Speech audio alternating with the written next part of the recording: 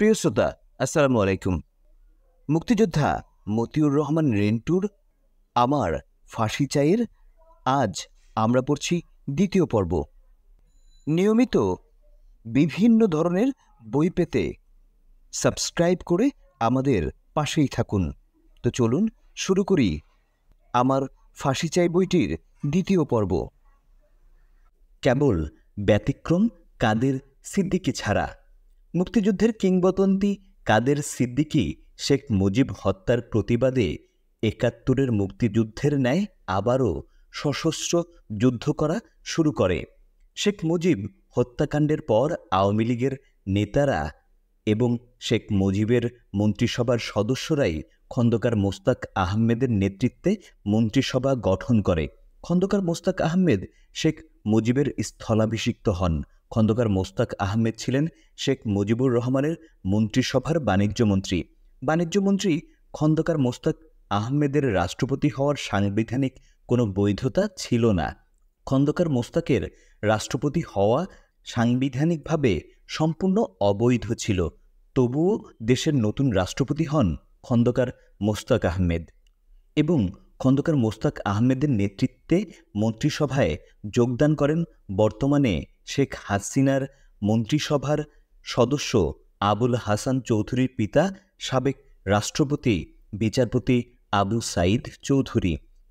শেখ হাসিনার আওয়ামী লীগ সভাপতিমণ্ডলের সদস্য এবং এমপি আব্দুল মান্নান সহ শেখ মুজিবের মন্ত্রিসভার অনেক মন্ত্রী।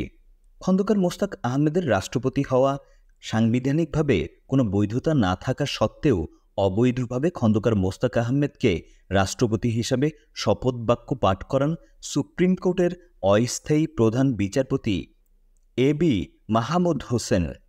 এছাড়া মুক্তিযুদ্ধের বীর সেনানী বঙ্গবীর জেনারেল এম.এ. জি. ওসমানী খন্দকার মোস্তাকের সামরিক উপদেষ্টা হন। 15ই আগস্ট সকাল 9টায় তৎকালীন সেনাবাহিনী প্রধান শেখ হাসিনার দলের বর্তমান এমপি মেজর জেনারেল শফিউল্লাহ সেনাবাহিনী প্রধান হিসেবে খন্দকার মোস্তাক আহমেদের প্রতি আনুগত্য প্রকাশ করে রেডিওতে ভাষণ দেন।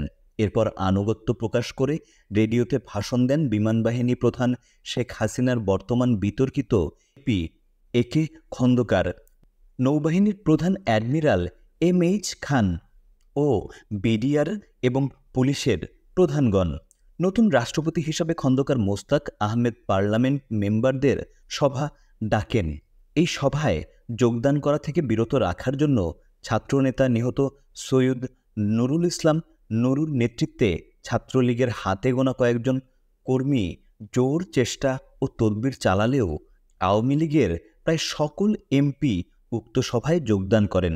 অপরদিকে বিখ্যাত মুক্তিযোদ্ধা বঙ্গবীর আব্দুল কাদের সিদ্দিকী বীর উত্তম তার জনপঞ্চাশেক সাথীসহ সীমান্ত এলাকায় অবস্থান নিয়ে খন্দকার মোস্তাক আহমেদের সরকারের বিরুদ্ধে সশস্ত্র যুদ্ধ শুরু করলে ছাত্রনেতা সৈয়দ নজরুল ইসলাম নুরু তার কয়েকজন সঙ্গী নিয়ে বৃহত্তর ময়মনসিংহ এবং বৃহত্তম সিলেট জেলার সীমান্ত অঞ্চলে কাদের সিদ্দিকীর নেতৃত্বে গড়ে ওঠা সংগঠন জাতীয় মুক্তিবাহিনীতে যোগ দেন।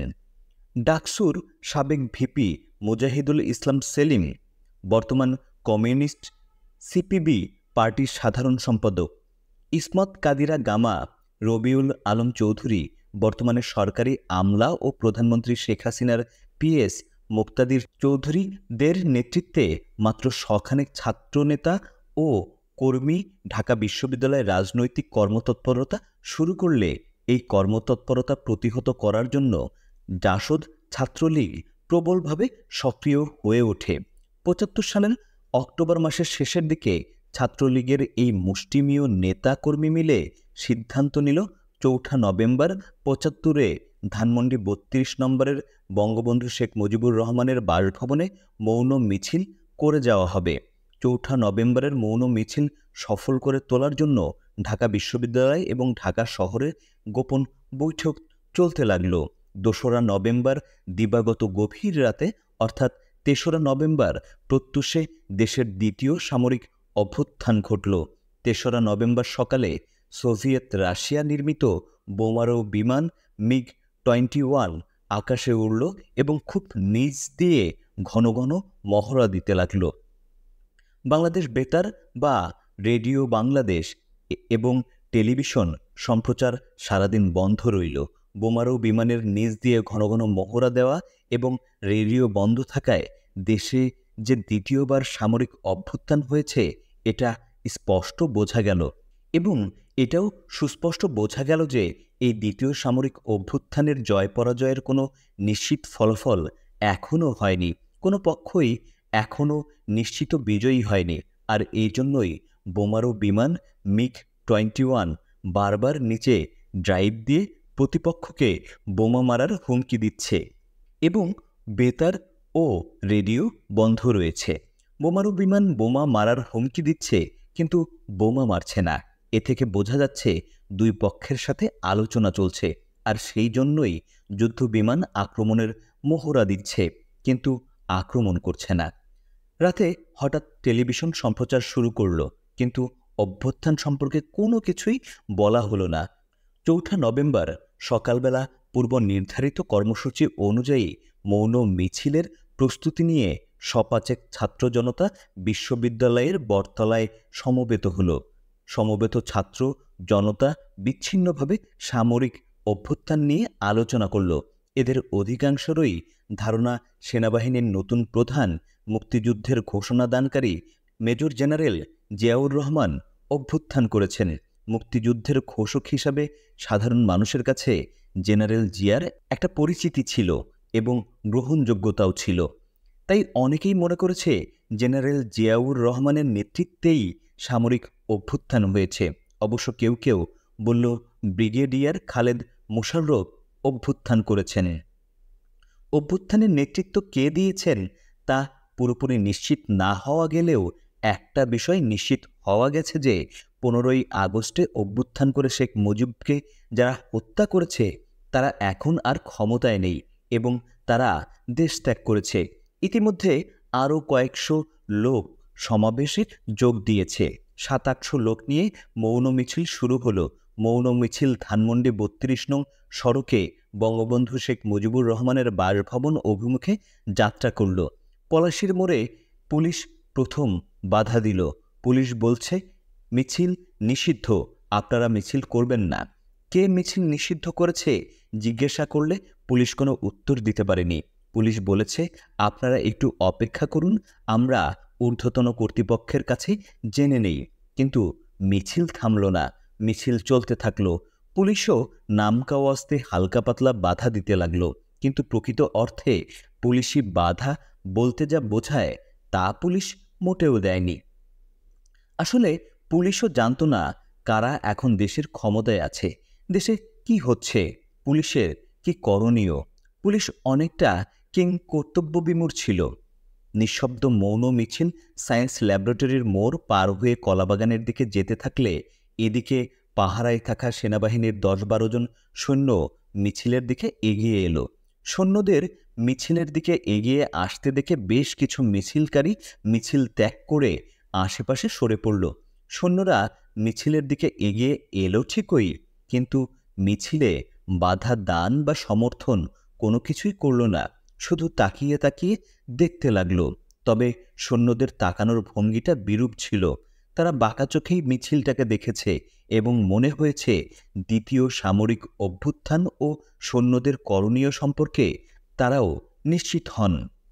মিছিল কলাবাগান অতিক্রম করার সময় ব্রিগেডিয়ার খালেদ মোশাররফের মা এবং ছোট ভাই রাশেদ মোশাররফ মিছিলে অংশ নিলে ব্রিগেডিয়ার খালেদ মোশাররফের নেতৃত্বে অভ্যুত্থানের বিষয়ে বিস্তারিত জানা যায়। এখানেই জানা গেল নতুন সেনাবাহিনী প্রধান মেজর জেনারেল জিয়াউর রহমানকে ব্রিগেডিয়ার খালেদ মোশাররফ এর অনুগত বাহিনী বন্দী করেছে এবং অনতিবিলম্বে brigadier Khaled Mosharraf major general পদোন্নতি নিয়ে সেনাবাহিনী প্রধান হচ্ছে। মিছিল 32 নং ধানমন্ডি বঙ্গবন্ধু ভবনের গেটে গিয়ে বিকেল 3টায় বিশ্ববিদ্যালয়ের জমায়েত ও বিক্ষোভ মিছিলের কর্মসূচি দিয়ে শেষ হয়। দুপুর 1টার দিকে ধানমন্ডি 32 নম্বরে বঙ্গবন্ধু শেখ মুজিবুর রহমানের ভবনের সামনে থেকে যে যার স্থানে ফিরে যায়। মাত্র আধা ঘন্টা সময়ের মধ্যে দুপুরের আহার শেষ করে পুরান ঢাকা থেকে আবার ঢাকা বিশ্ববিদ্যালয়ে রওনা হই। বিকেল ৩টার আগেই আমরা ডাকসুর ভবনের সামনে উপস্থিত হয়ে দেখি প্রায় ১,০০০ খানেক ছাত্র জনতা ইতিমধ্যেই সমবেত হয়েছে। আনুষ্ঠানিকভাবে সমাবেশ শুরু হয়নি, কিন্তু বিক্ষিপ্তভাবে সবাই আলোচনা করছিল। এই আলাপ আলোচনার মূল বিষয় ছিল জেলখানায় জাতীয় ৪ নেতা হত্যা। গতকাল ৩রা নভেম্বর শেখ মুজিব হত্যাকারীরা জেলখানার অভ্যন্তরে বন্দী অবস্থায় বাংলাদেশের প্রথম প্রধানমন্ত্রী, মুক্তিযুদ্ধের সফল নেতৃত্বদানকারী জনাব তাজউদ্দিন আহমেদ, প্রথম রাষ্ট্রপতি অস্থায়ী সৈয়দ নজরুল ইসলাম, প্রধানমন্ত্রী ক্যাপ্টেন অবসরপ্রাপ্ত মনসুর আলী এবং শিল্পমন্ত্রী কামরুজ্জামানকে গুলি করে হত্যা করে এবং তারপর দেশ ত্যাগ করে। ডাকসুর সাবেক ভিপি, বর্তমানে কমিউনিস্ট পার্টির সাধারণ সম্পাদক মুজাহিদুল ইসলাম সেলিম, ইসমত কাদিরা গামা সংক্ষিপ্ত ও বিক্ষিপ্ত বক্তৃতার পর মিছিল শুরু হলো।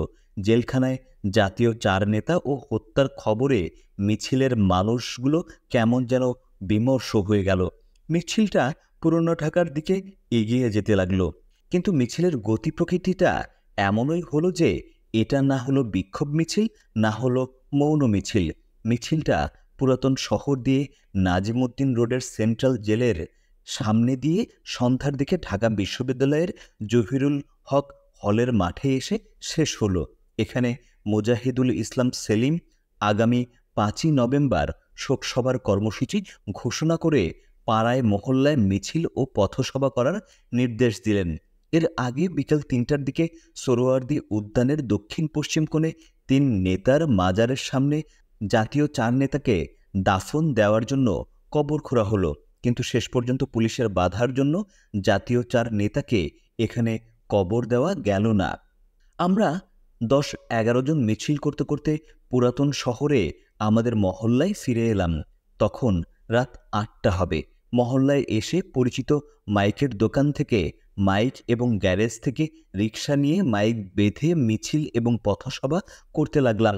৪ নেতার হত্যার প্রতিবাদে আগামীকাল শোকসভার ঘোষণা দিতে থাকলাম। পথসভা এবং মিছিলে জনতা তো অংশগ্রহণ করলই না, এমনকি আওয়ামী লীগের নেতাকর্মীরাও অংশগ্রহণ করল না। আমরা ১০-১১ জন ছাত্রনেতা কর্মী সারাটা পুরাতন শহরের যতটা এলাকা সম্ভব মিছিল আর পথসভা করতে থাকলাম। রাত ১১টার দিকে শ্যামবাজার এলাকায় মিছিল নিয়ে এলে সূত্রাপুর থানার পুলিশ রাস্তার দুদিকে থেকে ঘেরাও করে আমাদের বেধড়ক লাঠিপেটা করে রিকশা এবং মাইক ছিনিয়ে নিয়ে যায়। পুলিশের এই হামলায় গুরুতর আহত হয় ছাত্র ইউনিয়নের নেতা, বর্তমান সরকারি আমলা খন্দকার শওকত হোসেন জুলিয়াস এবং কবি নজরুল সরকারি কলেজের তুখোড় ছাত্রনেতা, সৎ ও প্রতিবাদী ব্যক্তিত্ব, বিএনপি সরকার কর্তৃক মনোনীত ৭৯ নং ওয়ার্ড চেয়ারম্যান, বর্তমান জাতীয়তাবাদী দল ৭৯ নং ওয়ার্ড সভাপতি জননেতা মোহাম্মদ ফরিদ উদ্দিন। আমরা সবাই পালিয়ে গেলাম। রাতে কেউই বাসায় থাকলাম না, কিন্তু রিক্সাওয়ালা, রিক্সার মালিক, মাইকওয়ালা এরা সবাই আমাদের বাসায় এসে রিক্সা আর মাইক দাবি করে বসে রইল। পরদিন সকালে টাকা পয়সা দিয়ে থানায় লোক পাঠানো হলো রিক্সা আর মাইক ছাড়ানোর জন্য, কিন্তু থানা পুলিশ কিছুতেই মাইক আর রিক্সা ছাড়ল না। ৩রা নভেম্বর ব্রিগেডিয়ার খালেদ মোশাররফের নেতৃত্বে সংগঠিত দ্বিতীয় সামরিক অভ্যুত্থানে বঙ্গবন্ধু শেখ মুজিবুর রহমানের হত্যাকারীরা দেশ থেকে পালিয়ে গেলেও যার নেতৃত্বে শেখ মুজিবুর রহমানকে হত্যা করা হলো এবং যিনি সংবিধান বহির্ভূতভাবে অবৈধ পন্থায় দেশের রাষ্ট্রপতি হয়ে বসলেন, সেই খন্দকার মোস্তাক আহমেদ ঠিকই রাষ্ট্রপতি পদে বহাল থাকলেন। ১৫ই আগস্ট সকালে বাংলাদেশের রাষ্ট্রপতি বঙ্গবন্ধু শেখ মুজিবুর রহমানকে হত্যা করে সংবিধান বহির্ভূত পন্থায় সম্পূর্ণ অবৈধভাবে রাষ্ট্রপতি হয়ে বসা খন্দকার মোস্তাক আহমেদকে রাষ্ট্রপতি হিসাবে শপথ বাক্য পাঠ করান বাংলাদেশ সুপ্রিম কোর্টের তৎকালীন অস্থায়ী প্রধান বিচারপতি এবি মাহমুদ হোসেন। সংবিধান বহির্ভূত পন্থায় রাষ্ট্রপতি পদে অধিষ্ঠিত খন্দকার মোস্তাক আহমেদের কাছ থেকে ৫ই নভেম্বর ৭৫-এর ব্রিগেডিয়ার খালেদ মোশাররফ পদোন্নতি নিয়ে মেজর জেনারেল হন এবং সেই সাথে মুক্তিযুদ্ধের ঘোষক মেজর জেনারেল জিয়াউর রহমানকে সেনাবাহিনীর প্রধানের পদ থেকে সরিয়ে দিয়ে নিজেই সেনাবাহিনীর প্রধান পদে অধিষ্ঠিত হন। বিমানবাহিনী প্রধান ও নৌবাহিনী প্রধানগণ খালেদ মোশাররফের মেজর জেনারেল ও সেনাবাহিনী প্রধানের ব্যাচ পরিয়ে দিচ্ছেন, এই ছবি পত্রিকায় প্রকাশিত হয়। 5ই নভেম্বর বিশ্ববিদ্যালয় এলাকায় সপাচেক ছাত্র জনতা সমবেত হলেও নেতৃত্বের অভাবে এবং জাসদ ছাত্রলীগের দাপটের কারণে 4 নভেম্বর ঘোষিত 5ই নভেম্বরের শোকসভা অনুষ্ঠিত হয়নি। দেশের সর্বশেষ রাজনৈতিক পরিস্থিতি সম্পর্কে অস্পষ্টতা এবং আতঙ্ক নিয়ে বিক্ষিপ্ত কথাবার্তা আর মিছিলের চেষ্টার মধ্য দিয়ে 5ই নভেম্বরের দিন শেষ হয়ে গেল। সন্ধ্যায় আমরা পুরাতন ঢাকায় ফিরে আসি এবং সরকারি কবি নজরুল কলেজের শহীদ শামসুল আলম ছাত্রাবাসের ছাত্রদের নিয়ে ছাত্রসভা করি। পরদিন 6ই নভেম্বর সকালে পুরাতন ঢাকা থেকে যথারীতি আমরা 10-11 জন মিছিল নিয়ে আবারও ঢাকা বিশ্ববিদ্যালয়ে সমবেত হলে খন্দকার মোস্তাক আহমেদকে রাষ্ট্রপতির পদ থেকে সরিয়ে সুপ্রিম কোর্টের প্রধান বিচারপতি আবু শাহাদাত মোহাম্মদ সায়েমকে রাষ্ট্রপতি করা, পার্লামেন্ট ভেঙে দেওয়া, সামরিক আইন জারি করা এবং সেনাবাহিনী প্রধান হিসেবে মেজর জেনারেল খালেদ মোশাররফের প্রধান সামরিক আইন প্রশাসক হওয়াসহ ইত্যাদি বিষয় সম্পর্কে বিস্তারিত শোনা যায়।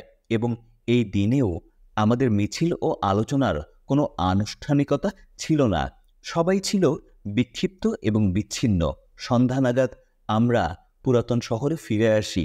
নেতৃত্বের কোথাও কেউ নেই, সব কেমন যেন শূন্য ও ফাঁকা। দেশে আরও সাংঘাতিক ধরনের কি যেন হতে যাচ্ছে তা অনুভব করা যায়, উপলব্ধি করা যায়, কিন্তু পরিষ্কার বোঝা যায় না। আওয়ামী বাকশালী নেতারা সব কে যে কি করছে বা কোথায় পালিয়ে গেছে তাও বোঝা যায় না। ছাত্র নেতাদের মধ্যে বঙ্গবন্ধু শেখ মুজিবরের ভাগ্নে শেখ শহীদ অনেকটা পাতানো গৃহবন্দী বলেই মনে হচ্ছে। ইসমত কাদের গামার ততটা বুদ্ধিশুদ্ধি নেই, তবে কিছু করার চেষ্টায় আছেন। রবিউল আলম চৌধুরী আছেন, সব সময়ই আছেন, বলতে গেলে সেই এখন সবচাইতে বড় নেতা। ডাকসুর সাবেক ভিপি ছাত্র ইউনিয়ন নেতা মুজাহিদুল ইসলাম সেলিম হলেন কিছু একটা করার চেষ্টাকারীদের মূল নেতা। ছাত্রনেতা সৈয়দ নুরু কাদের সিদ্দিকীর সাথে যোগ দিয়েছেন। আগামীকাল যথারীতি বিশ্ববিদ্যালয়ে যাওয়া ছাড়া আমাদের কোনো কর্মসূচি নেই। রাত যখন গভীর হলো 1:30-2টা বাজে, ঘড়ির সময় অনুযায়ী 7ই নভেম্বর গভীর রাতে হঠাৎ গুলির আওয়াজ শোনা যেতে লাগলো। রাত যতই বাড়তে লাগলো গুলির আওয়াজও ততই বাড়তে লাগলো। গুলির আওয়াজে মনে হলো এ যেন 25শে মার্চ 75-এর মতোই কালো এক রাত। 25শে মার্চ 71-এ পাকিস্তানি হানাদার বাহিনী নিরস্ত ঘুমন্ত বাঙালিকে নির্বিচারে গুলি করে হত্যা করেছে। কিন্তু আজকের গুলি কারা করছে, কেন করছে, কার বিরুদ্ধে করছে কিছুই বোঝা যাচ্ছে না। 7ই নভেম্বর ভোর হতে না হতেই দেখা গেল সেনাবাহিনীর সিপাহীরা আকাশপানে গুলি করতে করতে রাস্তায় গিয়ে পায়ে হেঁটে গাড়িতে চড়ে যেভাবে খুশি ঘুরে বেড়াচ্ছে। আর এই সেনা সিপাহীদের সঙ্গে স্বতঃস্ফূর্তভাবে জনগণের একটা অংশ যোগ দিয়েছে। সিপাহী জনতা রাজপথে মিছিল করছে আর আকাশের দিকে গুলি ছুটছে, স্লোগান দিচ্ছে। সিপাহী জনতার এই মিছিল থেকে নানা ধরনের স্লোগান দিতে শোনা গেল। কোনো মিছিল থেকে স্লোগান আসলো মোস্তাক জিয়া জিন্দাবাদ, মুসলিম বাংলা জিন্দাবাদ। কোনো মিছিল থেকে স্লোগান উঠল কর্নেল তাহের জিন্দাবাদ, তাহের জিয়া ভাই ভাই, তাহের জিয়া ভাই ভাই, তাহের জিয়া ভাই ভাই, গণবাহিনী জিন্দাবাদ, সিপাহী জনতা ভাই ভাই ইত্যাদি নানা ধরনের স্লোগান দিতে শোনা গেল সিপাহী জনতার মিছিল থেকে। এই সিপাহী জনতার সামনে কোনো সুস্পষ্ট লক্ষ্য বা পরিষ্কার কোনো ধারণা ছিল না, তা বোঝা যাচ্ছিল। এবং এই সিপাহী জনতার বিদ্রোহে কোনো একক নেতৃত্ব বা নিয়ন্ত্রণ যে ছিল না তাও বোঝা যাচ্ছিল। তবে এই সিপাহী জনতার বিদ্রোহ যে আওয়ামী বাকশালী এবং শেখ মুজিবের অনুসারীদের বিরুদ্ধে তা নিশ্চিত ছিল। ওই মিছিলকারী সিপাহী জনতা আওয়ামী বাকশালী বা শেখ মুজিবের অনুসারীদের দেখামাত্র যে মেরে ফেলত তাতে কোনো সন্দেহ নেই। ভারতে পালায়ন। 7ই নভেম্বরের সিপাহী জনতার বিপ্লব ছিল শেখ মুজিবুর রহমান আওয়ামী বাকশালী ভারতের বিরুদ্ধে বিদ্রোহ। সাধারণ সিপাহী জনতা এই বিপ্লবের স্বাধীনতার ঘোষক জিয়াউর রহমানকেই নেতা মনে করছে। ৭৫ সালের আগস্টে শেখ মুজিবের হত্যাকাণ্ডের পর আওয়ামী বাকশালীরা বা শেখ মুজিবের অনুসারীরা কে যে কোথায় লাপাত্তা হয়ে গেল তার কোনো হদিস পাওয়া গেল না। অবশ্য শেখ মুজিবের সহপার্টি বা আওয়ামী বাকশালী নেতাদের একটা বিরাট অংশ মুজিব হত্যাকারীদের সাথে হাত মিলালো এবং হত্যাকারীদের নেতা খন্দকার মোস্তাক আহমেদের নেতৃত্বে সরকার গঠন করল। আর আমরা গুটি কয়েক ছাত্র নেতাকর্মী রাজনৈতিক তৎপরতা চালাবার বা মুজিব হত্যার প্রতিবাদ করার চেষ্টা করছিলাম। তারা ৭৫-এর ৭ই নভেম্বরে বিক্ষুব্ধ সিপাহী জনতার বিদ্রোহ দেখে ভয়ে পালিয়ে ভারতে চলে গেলাম। যুদ্ধে পরাজয়। ১৯৭৭ সালে নির্বাচনে ইন্দিরা গান্ধী পরাজিত হলে মোরারজি দেশাই ভারতের প্রধানমন্ত্রী হন। ইন্দিরা গান্ধীর পরাজয় এবং মোরারজি দেশাই ভারতের প্রধানমন্ত্রী হওয়ায় আমরা শঙ্কিত হই। এমনিতেই সারা বিশ্বের আন্তর্জাতিক রাজনৈতিক পরিস্থিতি আমাদের সম্পূর্ণ বিপক্ষে। একমাত্র ইন্দিরা গান্ধী ছাড়া গোটা ভারতের রাজনীতিও ছিল আমাদের বিপক্ষে। আমাদের একমাত্র সমর্থক এবং সাহায্যকারী শ্রীমতী ইন্দিরা গান্ধীও এখন ক্ষমতাচ্যুত। সামনের দিন আমাদের ভালো হওয়ার কোনো সম্ভাবনা নেই। ভারতের নতুন প্রধানমন্ত্রী মোরারজি দেশাই প্রথমে আমাদের সকল সাহায্য বন্ধ করে দিলেন। বাংলাদেশের মুক্তিযোদ্ধা রাষ্ট্রপতি জেনারেল জিয়াউর রহমান এবং ভারতের নতুন প্রধানমন্ত্রী মোরারজি দেশাই উভয়ই ছিলেন আন্তর্জাতিক রাজনীতিতে মার্কিন লবির লোক। ফলে সম্ভবত মার্কিন যুক্তরাষ্ট্রের কর্মকর্তাদের পরামর্শে ভারত এবং বাংলাদেশ যৌথভাবে আক্রমণ করে আমাদের পরাস্ত করার চুক্তিবদ্ধ হয়। সীমান্ত অঞ্চলে আমাদের দখলে থাকা মুক্তাঞ্চল এবং আমাদের ঘাঁটিগুলোতে বরাবর ভারত ব্যাপক সৈন্য সমাবেশ করে। অপরদিকে বাংলাদেশেও অনুরূপভাবে ব্যাপক সৈন্য সমাবেশ করে। আমরা সামনে বাংলাদেশি সেনাবাহিনী ও বিডিআর আর পেছনে ভারতীয় সেনাবাহিনী ও বিএসএফ দ্বারা সাঁড়াশি কায়দায় চতুর্দিক থেকে ঘেরাও হয়ে পড়ি। আমাদেরকে বাংলাদেশ ও ভারতের সৈন্যরা চতুর্দিক থেকে ঘেরাও করার ফলে আমরা এক কোম্পানি থেকে আর এক কোম্পানি বিচ্ছিন্ন হয়ে পড়ি হেডকোয়ার্টার থেকেও। আমাদের এক ঘাঁটি থেকে আর এক ঘাঁটি যোগাযোগ সম্পূর্ণ বন্ধ হয়ে যায়। আমাদের সর্বাধিনায়ক সিদ্দিকির সাথেও সকল যোগাযোগ বন্ধ হয়ে যায়। আমরা এক ঘাঁটির সাথীরা অন্য ঘাঁটির সাথীরা কি করছে, কি অবস্থায় আছে কিছুই বুঝতে পারছি না। শুধু বাংলাদেশ আর ভারতীয় আর্মিদের মাইকের আওয়াজ। একদিকে বাংলাদেশ সেনাবাহিনীর মাইকে বলছে ৪৮ ঘন্টার মধ্যে আত্মসমর্পণ করো, নইলে আক্রমণ করা হবে। অন্যদিকে পেছনের দিক থেকে ভারতীয় সেনাবাহিনীর মাইকে বলছে ৪৮ ঘন্টা কা আন্দার হাতিয়ার ডাল দো। আমার ঘাঁটি ছিল ময়মনসিংহ জেলার দুর্গাপুর থানার ভবানীপুর। আমার ঘাঁটির সামনে ছিল বেশ বড় সোমেশ্বরী নদী। নদীর অপর পারে ছিল general Mahmudul Hasan, major Samad, major Moin এর নেতৃত্বে বাংলাদেশ সেনাবাহিনী এবং পেছনে ছিল ভারতীয় সেনাবাহিনী। আমরা উভয় দেশের সেনাবাহিনীর বিরুদ্ধে শেষ পর্যন্ত যুদ্ধ করতে প্রস্তুত। আমাদের অস্ত্রের ভাণ্ডার মোটামুটি খারাপ না, যদিও গোলাগুলির পরিমাণ কম। পেছন থেকে ভারতীয় বাহিনী আমাদের সহজে কাবু করতে পারলেও সামনে নদী থাকায় কৌশলগত কারণেই বাংলাদেশ বাহিনী আমাদের সহজে কাবু করতে পারবে না। আমার ধারণা ছিল ভারতীয় সেনাবাহিনী আমাদের বিরুদ্ধে যুদ্ধ করলেও অ্যাডভান্স হয়ে আমাদের ঘাঁটি দখল করতে আসবে না। ভারতীয় বাহিনী তাদের অবস্থান থেকে প্রচণ্ড আক্রমণ করে আমাদের ঘায়েল করতে চাইবে, কিন্তু অ্যাডভান্স করে আমাদের ঘাঁটি দখল করার রিস্ক বা ঝুঁকি নেবে না। আর আমাদের ঘাঁটির সামনে নদী থাকায় কৌশলগত কারণে আমরা অনেক সুবিধা ও সুদৃঢ় অবস্থানে আছি। বাংলাদেশ বাহিনীর পক্ষে নদী অতিক্রম করে আমাদের ঘাঁটি দখল করা এক দুরূহ ব্যাপার। এই অবস্থায় একমাত্র বিমান হামলা করা ছাড়া আমাদের পরাস্ত করা কঠিন।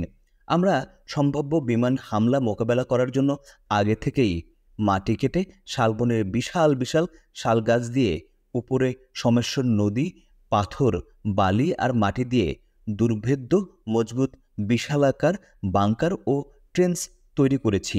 আমরা মাটির ওপর না উঠে মাটির নিচ দিয়ে বাংকার ও ট্রেন্চের ভেতর দিয়ে অনায়াসে এক জায়গা থেকে আর এক জায়গায় যেতে পারি এবং যুদ্ধ করতে পারি। আমাদের আত্মসমর্পণের জন্য বেঁধে দেওয়া ৪৮ ঘন্টা সময় অতিক্রান্ত হওয়ার পর জেনারেল মাহমুদুল হাসান নিজ নেতৃত্ব দিয়ে আমাদের ঘাঁটির উপর ১২ ঘণ্টাব্যাপী মর্টারের প্রায় শতাধিক শেল নিক্ষেপ করে। সেই সময়ে পেছন দিক থেকে ভারতীয় বাহিনীও আমাদের উপর অবিরাম গোলা ও গুলি নিক্ষেপ করে। ভারতীয় বাহিনীর গোলা ও গুলি ও বাংলাদেশ বাহিনীর মর্টারের শেলিং চলাকালে আমরা বাংকার ও ট্রেঞ্চে বসে বাংলাদেশ বাহিনীর দিকে সজাগ ও তীক্ষ্ণ দৃষ্টি রাখা ছাড়াও এক রাউন্ড গুলিও করিনি। তখনও ভোর হয়নি, অন্ধকার কাটেনি। আবছা অন্ধকারে হঠাৎ দেখা গেল ২০-৩০টি নৌকা বোঝাই হয়ে জেনারেল মাহমুদুল হাসানের বাহিনী নদী অতিক্রম করছে। সঙ্গে সঙ্গে আমরা আক্রমণ করলে তারাও মরিয়া হয়ে পাল্টা আক্রমণ করে। তাদের সমর্থনে সেনাবাহিনীর একটি দল কাভারেজ অ্যাটাক করে। আক্রমণ পাল্টা আক্রমণের মধ্য দিয়ে প্রচণ্ড যুদ্ধ বেঁধে যায়। ঘণ্টা তিনেক তীব্র সংঘর্ষের পর জেনারেল মাহমুদ হাসানের নেতৃত্বাধীন বাংলাদেশ বাহিনী প্রচণ্ড মার খেয়ে পিছু হটে যায়। এভাবে সপ্তাহখানেক জেনারেল মাহমুদুল হাসানের আক্রমণ প্রতিহত করতেই আমাদের গোলাবারুদ ফুরিয়ে যায়। আমাদের অস্ত্রের যে মজুদ আছে তা দিয়ে বাংলাদেশ বাহিনীর আক্রমণ বছরের পর বছর প্রতিহত করা যাবে, কিন্তু গোলাবারুদের ভাণ্ডার প্রায় ফুরিয়ে এসেছে। তার চাইতেও মারাত্মক আকার ধারণ করেছে খাদ্য সংকট। ৩ দিন থেকে আমাদের কাছে কোনো খাদ্য নেই। ক্যাম্পে ৩-৪টি গরু জবাই করে পুড়িয়ে পুড়িয়ে আমরা খেয়েছি, আজ তাও নেই। আমরা যারা ৭১-এর মুক্তিযোদ্ধা, আমরা ৭১-এর মুক্তিযোদ্ধা শুধু অস্ত্রের সংকটে পড়েছি, কিন্তু খাদ্য সংকটে কখনো পড়িনি। গোটা বাঙালি জাতি আমাদের খাদ্য সরবরাহ করেছে। প্রয়োজনে বাঙালিরা নিজে না খেয়ে মুক্তিযোদ্ধাদের খাইয়েছে। কোনো মুক্তিযোদ্ধাই খাদ্যে কষ্ট করেনি। এদেশের মানুষ আগে মুক্তিযোদ্ধার খাওয়া জুগিয়েছে, তারপর নিজের খাওয়া জুগিয়েছে। ৭১-এর যুদ্ধে আমি খাদ্য সংকটে পড়িনি এবং যুদ্ধে অস্ত্র ও গোলাবারুদের মতো খাদ্যও যে একটা বিরাট ভাইটাল ফ্যাক্টর তাও বুঝিনি। এখন অস্ত্র আছে, কিন্তু গোলাবারুদের সংকটে পড়েছি। তার চাইতেও বেশি সংকটে পড়েছি খাদ্যের। আমাদের অস্ত্রপাতি ৫-৭ রাউন্ড গুলি ও গোলা রয়েছে মাত্র, যা ৫ থেকে ১০ মিনিটও টিকবে না। আমার মনে এখনও আশা, শেষ মুহূর্তে ভারত হয়তো সদয় হতে পারে, আবার সর্বাধিনায়ক কাদের সিদ্দিকীর সাথে যোগাযোগ প্রতিষ্ঠিত হবে। আমাদের কয়েকজন বন্ধু পালিয়ে যেতে গিয়ে ভারতীয় বাহিনী ও বাংলাদেশি বাহিনীর হাতে ধরা পড়ে মাইকে আমাদের নাম ধরে ডাকতে লাগলো আর বলতে লাগলো, কোনো অসুবিধা নেই, সবাই চলে আসেন, ইত্যাদি ইত্যাদি। দুদিন কোনো পক্ষেরই কোনো যুদ্ধ নেই, গোলাগুলি নেই। চতুর্দিক নীরব। আমাদের কেউ বাংকারে, কেউ উপরে, কেউ বসে, কেউ দাঁড়িয়ে। আমাদের কোনো খাদ্য নেই। অস্ত্র আছে, কিন্তু নেই যুদ্ধ করার গুলি। সর্বোপরি নেই যুদ্ধ করার মতো বিন্দুমাত্র মানসিক শক্তি। আমি একটি ছোট কাঁঠাল গাছের নিচে দাঁড়িয়ে দাঁড়িয়ে দেখছি জেনারেল মাহমুদুল হাসান তার বিরাট সৈন্যবাহিনী নিয়ে নৌকা করে আমাদের তীরে এসে নামল। পাশে থাকা আমার অস্ত্রটা একবার তাকিয়ে দেখলাম, হয়তো মনের ভুলেই দেখলাম, কিন্তু হাতে তুলে নিলাম না। জেনারেল মাহমুদুল হাসান তার বাহিনীকে নদীর পাড়ে দাঁড় করিয়ে রেখে মেজর মঈন, মেজর সামাদ সহ কয়েকজন অফিসার সঙ্গে নিয়ে ধীরে ধীরে আমাদের ঘাঁটিতে উঠে এসে আমার সামনে দাঁড়িয়ে অত্যন্ত মোলায়েম ও ভদ্রকণ্ঠে আমাকে বললেন, দিন আপনার অস্ত্রটা আমার হাতে দিন। আমি শেষবারের মতো আমার অস্ত্রটা দেখলাম, তারপর আলতো হাতে জেনারেল হাসানের হাতে তুলে দিতে দিতে মনে মনে বললাম, বিদায় হে বন্ধু, বিদায়। এরপর জেনারেল হাসান বললেন, চলেন আপনাদের ঘাঁটিটা একটু ঘুরে দেখি। তিনি ঘুরে ঘুরে দেখতে লাগলেন। আমাদের সাথীরা যে যেখানে ছিল সেখানেই দাঁড়িয়ে রইল, কারো হাতে অস্ত্র, কারো অস্ত্র মাটিতে। মেজর মঈনকে অস্ত্রগুলো কালেকশন করতে বলে আমাদের সবাইকে এক জায়গায় দাঁড় করালেন। এরপর নিয়ে গেলেন দুর্গাপুরে সেনাবাহিনীর একটি ঘাঁটিতে। সেখানে নিয়ে জেনারেল মাহমুদুল হাসান আমাদের উদ্দেশ্যে বললেন, আপনাদের চিন্তার বা ঘাবড়াবার কোনো কারণ নেই। আমার সাথে প্রেসিডেন্ট জিয়াউর রহমানের কথা হয়েছে। প্রেসিডেন্ট জিয়াউর রহমান কথা দিয়েছেন আপনাদের সকলকেই ছেড়ে দেওয়া হবে। শুধুমাত্র ৭৫-এর ১৫ই আগস্টের আগে যদি কারো বিরুদ্ধে বাংলাদেশ দণ্ডবিধির আওতায় মামলা থেকে থাকে তাহলে তাকে বিচারের জন্য সোপর্দ করা হবে। দুর্গাপুরে কয়েকদিন রাখার পর আমাদের নিয়ে যাওয়া হয় নুরুদ্দিন কনসেন্ট্রেশন ক্যাম্পে। এরপর সেখান থেকে নিয়ে যাওয়া হলো ময়মনসিংহ রেসিডেন্সিয়াল মডেল গার্লস স্কুলের কনসেন্ট্রেশন ক্যাম্পে। এই ক্যাম্পে আমাদের ইন্টারোগেশন শুরু হয়। প্রতিদিন আমাদের আলাদা আলাদাভাবে বিভিন্ন ধরনের প্রশ্নের উত্তর লিখিত ও মৌখিকভাবে নেওয়া হতো। আমাদের মাঝ থেকে আমাদের সাথী চট্টগ্রামের জননেতা মৌলভী সৈয়দ আহমেদকে ঢাকা ক্যান্টনমেন্টে নিয়ে টর্চার করে মেরে ফেলা হয়। এই সংবাদসহ আমাদের প্রতি ভারতের মোরারজি দেশাই সরকারের বর্বরোচিত অমানবিক আচরণের সংবাদ ভারতীয় সংবাদপত্রে প্রকাশিত হলে কংগ্রেস বিরোধী মোর্চার প্রতিষ্ঠাতা ইন্দিরা গান্ধীর পতনের মূল নায়ক, যার বদৌলতে মোরারজি দেশাই ভারতের প্রধানমন্ত্রী, ভারতের সেই প্রবীণ সর্বদলীয় নেতা জয়প্রকাশ নারায়ণ বিক্ষুব্ধ হয়ে সঙ্গে সঙ্গে মোরারজি দেশাইয়ের পদত্যাগ দাবি করেন। জয়প্রকাশ নারায়ণের বক্তব্য হল, প্রতিবেশী রাষ্ট্রের বিদ্রোহীদের আশ্রয় দেওয়া ভারতের নৈতিক দায়িত্ব এবং চিরকালের ঐতিহ্য। প্রধানমন্ত্রী মোরারজি দেশাই এই নৈতিক দায়িত্ব পালন না করে এবং চির ঐতিহ্য রক্ষা না করে বাংলাদেশের বিদ্রোহীদের মৃত্যুর দিকে ঠেলে দিয়ে অমার্জনীয় অপরাধ করেছেন এবং ভারতের প্রধানমন্ত্রী থাকার নৈতিক দায়িত্ব ও অধিকার হারিয়েছেন। সুতরাং আর এক মুহূর্ত দেরি না করে তাকে পদত্যাগ করতে হবে, নইলে ক্ষমতাচ্যুত করা হবে। সর্বদলীয় নেতা জয়প্রকাশ নারায়ণ প্রধানমন্ত্রী মোরারজি দেশাইয়ের পতনের কার্যক্রম শুরু করলে ভারতের প্রধানমন্ত্রী মোরারজি দেশাই সরকার আমাদের সর্বাধিনায়ক বঙ্গবীর কাদের সিদ্দিকী সহ ভারতে থাকা কয়েকজনকে ভারতে রাজনৈতিক আশ্রয় দেন। অন্যদিকে বাংলাদেশের মুক্তিযোদ্ধা রাষ্ট্রপতি জিয়াউর রহমান তার দেয়া কথা অনুযায়ী ভবিষ্যতে রাষ্ট্রদ্রোহিতামূলক কাজে জড়িত হবে না এই মর্মে মুচলেকা নিয়ে আমাদের নিঃশর্ত মুক্তি দেন। মূলত আমাদের প্রতি ভারতের প্রধানমন্ত্রী মোরারজি দেশাই সরকারের অমানবিক ও অনৈতিক আচরণের ফলে শেষ পর্যন্ত ভারতের সর্বদলীয় নেতা জয়প্রকাশ নারায়ণ জনতার মোর্চা ভেঙে দিয়ে প্রধানমন্ত্রী মোরারজি দেশাইয়ের পতন ঘটান। হারিয়ে যাওয়া শেখ মুজিবের জনপ্রিয়তা ফিরিয়ে আনা। কনসেন্ট্রেশন ক্যাম্প থেকে ছাড়া পেয়েই হারিয়ে যাওয়া শেখ মুজিবুর রহমানের জনপ্রিয়তা পুনরায় উদ্ধারের এবং সংগঠন গড়ে তোলার কাজে নতুন করে ঝাঁপিয়ে পড়ি। একমাত্র কাদের সিদ্দিকী ও তার কয়েকজন সাথী ছাড়া অন্য কেউ ভারতে রাজনৈতিক আশ্রয় না পাওয়ায় এস.এম. ইউসুফ, মোজাহিদুল ইসলাম সেলিম, শাহ মোহাম্মদ আবু জাফর বর্তমান জাতীয় পার্টির নেতা, মোস্তফা মহসিন মন্টু বর্তমানে গণফোরামের নেতা, রবিউল আলম চৌধুরী বর্তমানে প্রধানমন্ত্রী শেখ হাসিনার পিএস মুক্তাদির চৌধুরী, ফরিদপুরের রুমি শেখ মুজিবের মন্ত্রী মোল্লা জালাল উদ্দিনের ছেলে, আবু সাইদ বর্তমানে শেখ হাসিনার তথ্যমন্ত্রী, ডক্টর এস.এ.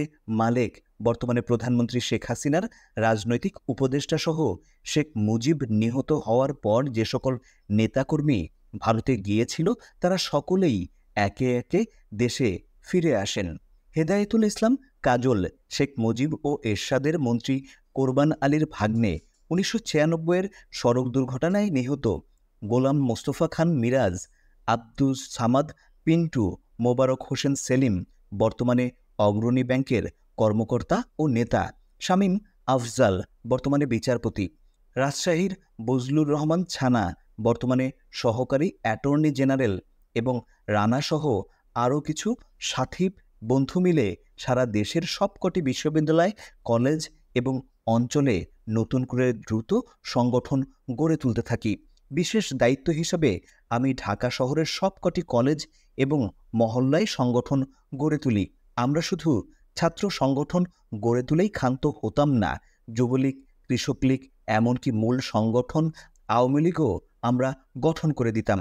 আমাদের কর্মী সৃষ্টি এবং কর্মী সংগ্রহ অভিযান দ্রুতগতিতে চলতে থাকে এবং আমরা দারুণভাবে সংগঠিত ও শক্তিশালী হতে থাকি।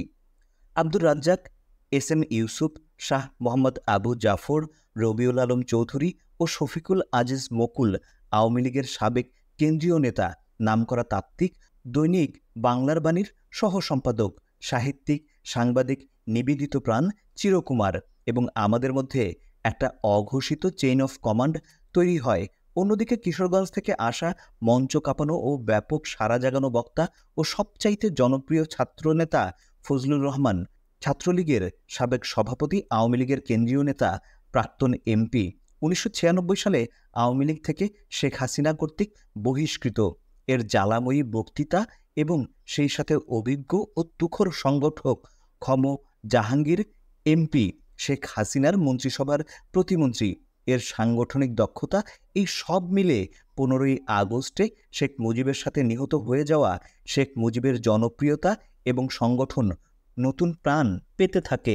প্রকাশ্যে ফজলুল জাহাঙ্গীরদের বক্তৃতা, বিবৃতি এবং আমাদের নীতি ও আদর্শের রাজনৈতিক প্রশিক্ষণ এবং কর্মী সৃষ্টি, এই দুয়ে মিলে রাজনীতিতে এবং দেশের নতুন পোলারাইজেশন বা মেরুকরণ শুরু হয়। জহুরা তাজউদ্দিন আওয়ামী লীগের আহ্বায়িকা, আব্দুর রাজ্জাক আওয়ামী লীগের চালিকা শক্তি। 71-এ আমাদের মহান মুক্তিযুদ্ধের সময় আমরা যা পেয়েছিলাম এবং স্বাধীনতার পর আমরা যা হারিয়েছি, সেই ন্যায়নীতি, আদর্শ, ত্যাগ, সর্বোপরি মানুষের জন্য মানুষের ভালোবাসা ভোগে নয়, ত্যাগেই সুখ। দেশ ও মানুষের জন্য নিজেকে বিলিয়ে দেওয়ার হারিয়ে যাওয়া চেতনা আবার ফিরে আসতে লাগলো। হোটেল ইডেনে শেখ মুজিবুরের মৃত্যুর পর আওয়ামী লীগের দ্বিতীয় সম্মেলন হলো। প্রথম সম্মেলনে জহুরা তাজউদ্দিনকে আহ্বায়িকা করে আওয়ামী লীগ কেন্দ্রীয় কমিটি গঠিত হলো। দ্বিতীয় সম্মেলনে কর্মীদের আপত্তি ও ঘোরতর বিরোধিতা সত্ত্বেও সৈয়দা জহুরা তাজউদ্দিনকে বাদ দিয়ে আব্দুল মালেক উকিলকে আওয়ামী লীগের সভাপতি ও আব্দুর রাজ্জাককে সাধারণ সম্পাদক করা হলে আমরা কিছুটা চিন্তিত হই এই ভেবে যে মালেক উকিল আদর্শবান ব্যক্তিত্ব নন। মালেক উকিল প্রেসিডেন্ট হলেও পার্টির চালিকা শক্তি থেকে যায় সেক্রেটারি আব্দুর রাজ্জাকের হাতেই। এই পরিস্থিতিতে আওয়ামী লীগের সঙ্গে অঙ্গ সংগঠন এবং মূল চালিকা শক্তি ছাত্রলীগের সম্মেলন হয়। সম্মেলনে সারা বাংলাদেশের ছাত্র প্রতিনিধিদের ফজলু জাহাঙ্গীরের প্যানেলের একক দাবি থাকলেও অজ্ঞাত কারণে কাদের চূন্য প্যানেল করা হয়। ওবায়দুল কাদের, শেখ হাসিনার যুব ও ক্রীড়া প্রতিমন্ত্রীকে সভাপতি ও বাহালুল মজনুন চুন্নুকে সাধারণ সম্পাদক করা হয়। পরে জানা যায় মালেক রাজ্জাক নিজেদের মধ্যে ভাগাভাগি করে কাদের চুন্নু প্যানেল করে।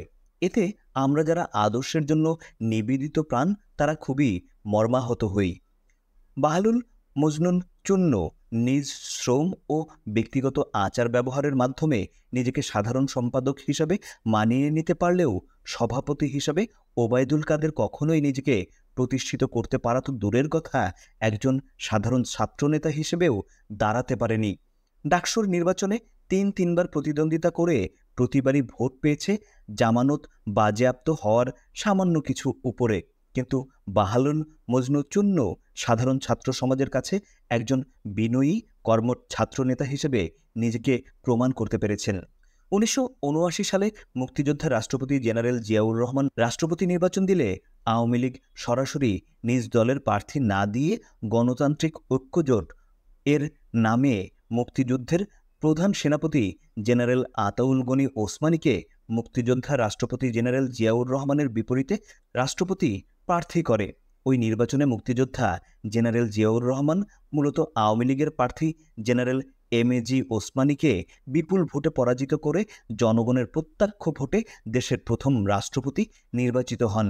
নির্বাচনের পরে জানা যায় আওয়ামী লীগের নেতৃত্ব ওই রাষ্ট্রপতি নির্বাচনকে জাতীয় ও আন্তর্জাতিক পর্যায়ে গুরুত্ব, অর্থবহ ও বৈধতা দেওয়ার জন্য মুক্তিযোদ্ধা রাষ্ট্রপতি জিয়াউর রহমানের সাথে গোপন সলাপরামর্শ ও যোগসাজশের ভিত্তিতে মুক্তিযুদ্ধের প্রধান সেনাপতি জেনারেল আতাউল গনি ওসমানীকে রাষ্ট্রপতি প্রার্থী করেছিল। রাজনীতিতে শেখ হাসিনা, আওয়ামী লীগের মালেক উকিল এবং ছাত্রলীগের ওবায়দুল কাদেরের মতো স্থূল, আপোষকামী ও অযোগ্য লোকের নেতৃত্বে আশায় নিবেদিত কর্মীদের মাঝে হতাশা ও তীব্র ক্ষোভের সৃষ্টি হয়।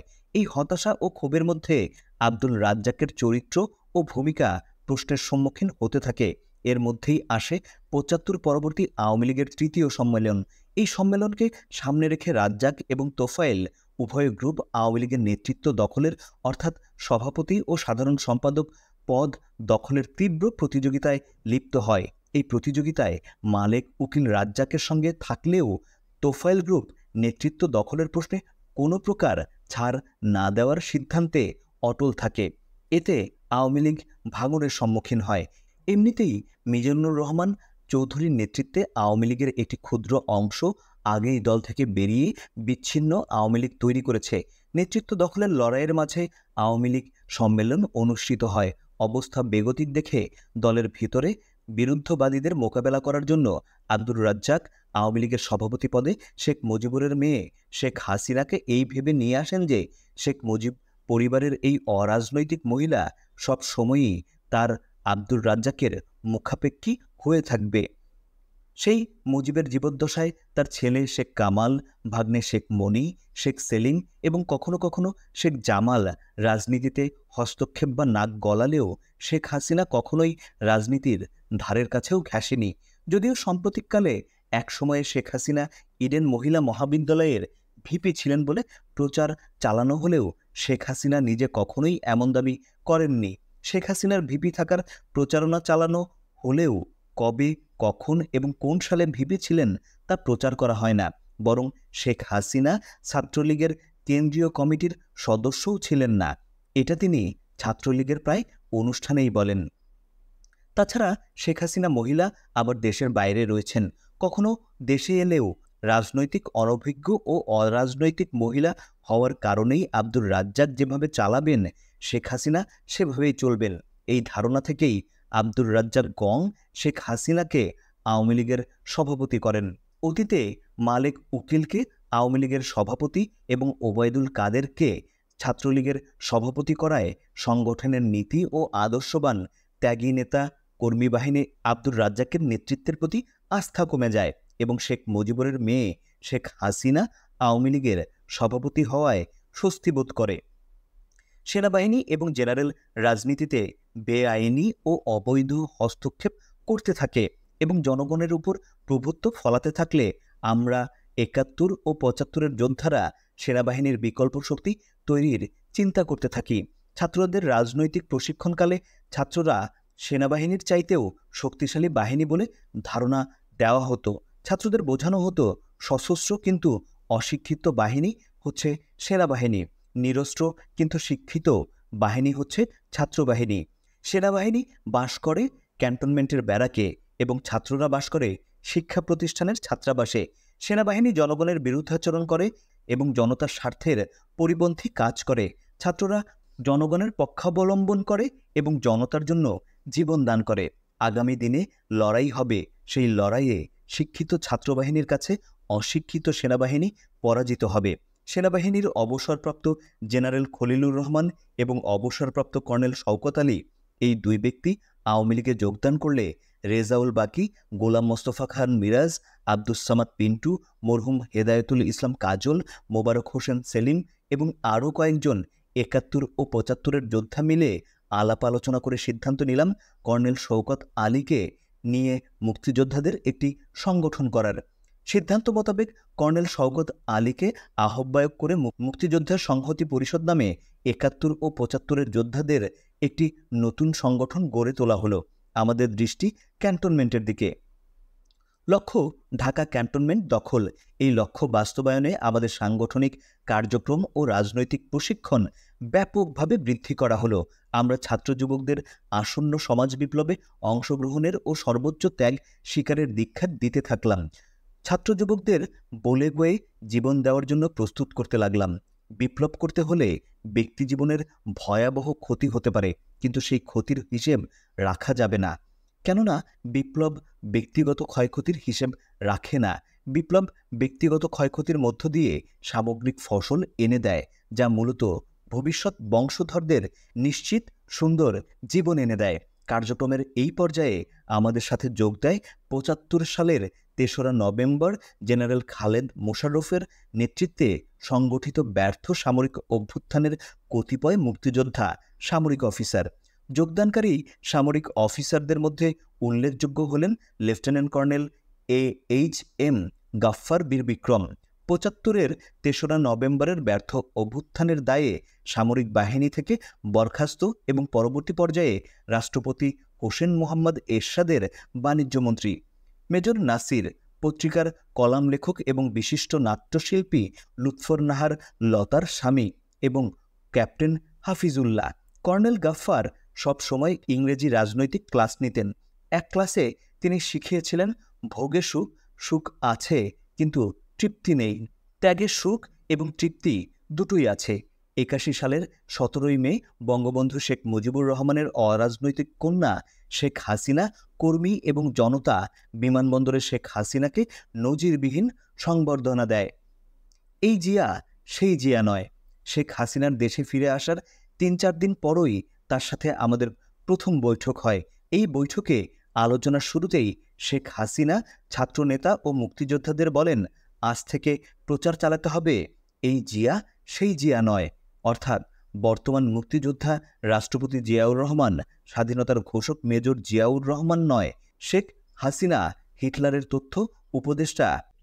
এই জরুরি গোপন বৈঠকে ৩রা নভেম্বর ৭৫-এ সামরিক অভ্যুত্থানকারী colonel Gaffar, major Nasir, captain Hafiz এবং আরও কয়েকজন সদস্যসহ প্রায় ৭০-৭৫ জন যোদ্ধা উপস্থিত ছিল। বৈঠকে আমাদেরকে প্রধানত ৩টি গ্রুপে ভাগ করা হয়। একটি গ্রুপকে চট্টগ্রাম যেয়ে জেনারেল মঞ্জুরের কাছ থেকে অস্ত্র নিয়ে আসার দায়িত্ব দেওয়া হয়। ৩০-৩৫ সদস্যের দ্বিতীয় গ্রুপকে সারা দেশ সফর করে জিয়া বিরোধী মুক্তিযোদ্ধাদের কাছে এই সংবাদ পৌঁছানো ও যে কোনো মুহূর্তে যে কোনো ধরনের অ্যাকশনে যাওয়ার জন্য প্রস্তুত করতে দায়িত্ব দেওয়া।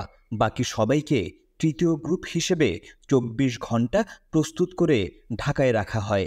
মুক্তিযোদ্ধা রাষ্ট্রপতি জিয়াউর রহমান চট্টগ্রামে পৌঁছালে জেনারেল মঞ্জুরের নেতৃত্বে চট্টগ্রাম ক্যান্টনমেন্টের কিছু সংখ্যক সেনা অফিসার অভ্যুত্থান করে ৩০শে মে প্রত্যুষ চট্টগ্রাম সার্কিট হাউসে অতি সহজে, বলা যায় বিনা বাধায়, মুক্তিযোদ্ধা রাষ্ট্রপতি জিয়াউর রহমানকে হত্যা করতে পারলেও সেনাবাহিনীর সাধারণ জওয়ান ও জনগণ এই হত্যাকাণ্ড প্রত্যাখ্যান করে। জেনারেল মঞ্জুর বীর উত্তম এর আনুগত্যশীল অফিসারগণ চট্টগ্রাম বেতার ও টেলিভিশন দখলে ও নিয়ন্ত্রণে রাখে। এদিকে ঢাকায় সেনাবাহিনী প্রধান জেনারেল এইচ.এম. এরশাদ, জেনারেল মীর শওকত বীর উত্তম, জেনারেল রহমান সহ সকল অফিসার ও জওয়ানরা জেনারেল মঞ্জুরের বিরুদ্ধে অবস্থান নেয়। জেনারেল মঞ্জুরকে মোকাবেলা করার জন্য কুমিল্লা ময়নামতি ক্যান্টনমেন্টে জিওসি ব্রিগেডিয়ার মাহমুদুল হাসানকে এক ব্রিগেড সৈন্যসহ চট্টগ্রামের দিকে পাঠানো হয়।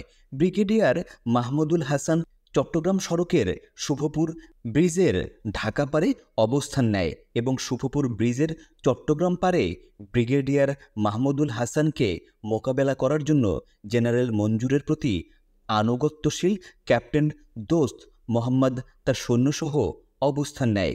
অন্যদিকে ঢাকায় মুক্তিযোদ্ধা রাষ্ট্রপতি জিয়াউর রহমান হত্যার প্রতিবাদে এবং জেনারেল মঞ্জুরের বিরুদ্ধে জনগণ ব্যাপক বিক্ষোভ মিছিল মিটিং সমাবেশ করলেও উপরাষ্ট্রপতি বিচারপতি আব্দুস সাত্তার জিয়া হত্যার সংবাদ শোনামাত্র প্রাণ ভয়ে ঢাকা সম্মিলিত সামরিক হাসপাতাল সিএমএইচে রোগী সিরিয়াস, কারো সাথে দেখা হবে না বোর্ড লাগিয়ে ভর্তি হন। পরে জিয়াউর রহমানের প্রধানমন্ত্রী শাহ আজিজুর রহমান এবং যোগাযোগমন্ত্রী আব্দুল আলিম সিএমএইচে গিয়ে উপরাষ্ট্রপতি সাত্তারকে বলেন, সেনাবাহিনী প্রধান এরশাদ বলেছেন আপনি এখন রাষ্ট্রপতি। প্রত্যুত্তরে উপরাষ্ট্রপতি সাত্তার বলেন, আগে সেনাবাহিনী প্রধান এরশাদকে আনেন। তারপর সেনাবাহিনী প্রধান জেনারেল এরশাদের পৃষ্ঠপোষকতায় উপরাষ্ট্রপতি সাত্তার অস্থায়ী রাষ্ট্রপতি হন।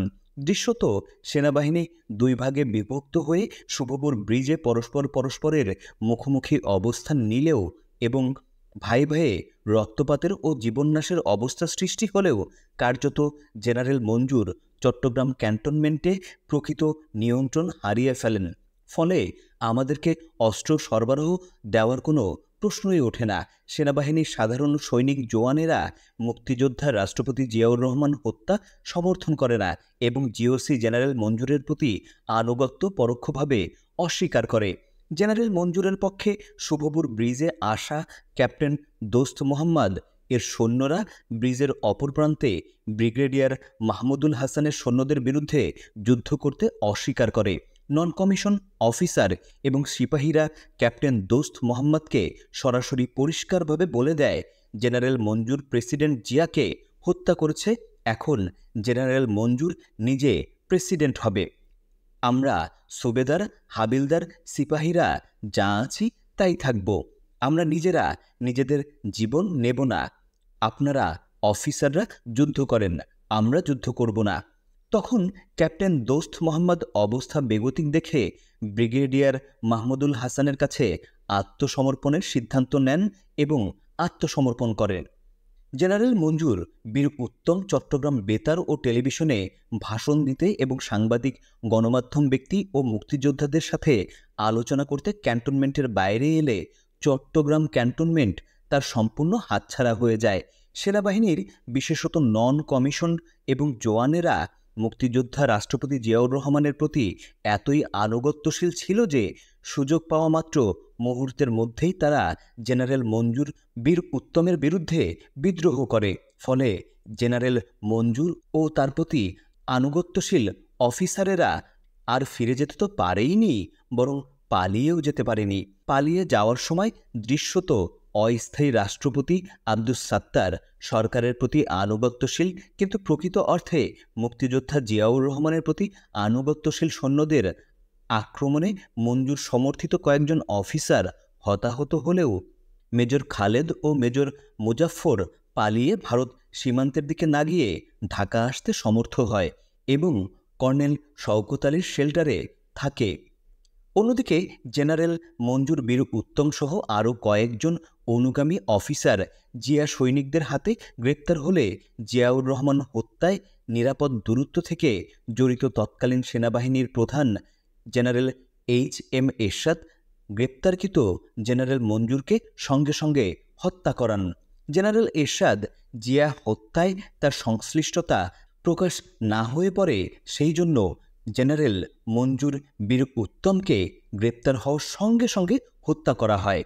জেনারেল মঞ্জুর আমাদের অস্ত্র দিতে ব্যর্থ হলে এবং গ্রেপ্তার ও নিহত হলে আমাদের সাথীরা ঢাকায় ফিরে এসে মেজর খালেদ ও মেজর মুজাফফরকে রাজশাহী সীমান্ত দিয়ে ভারতের মুর্শিদাবাদে পৌঁছে দেয়।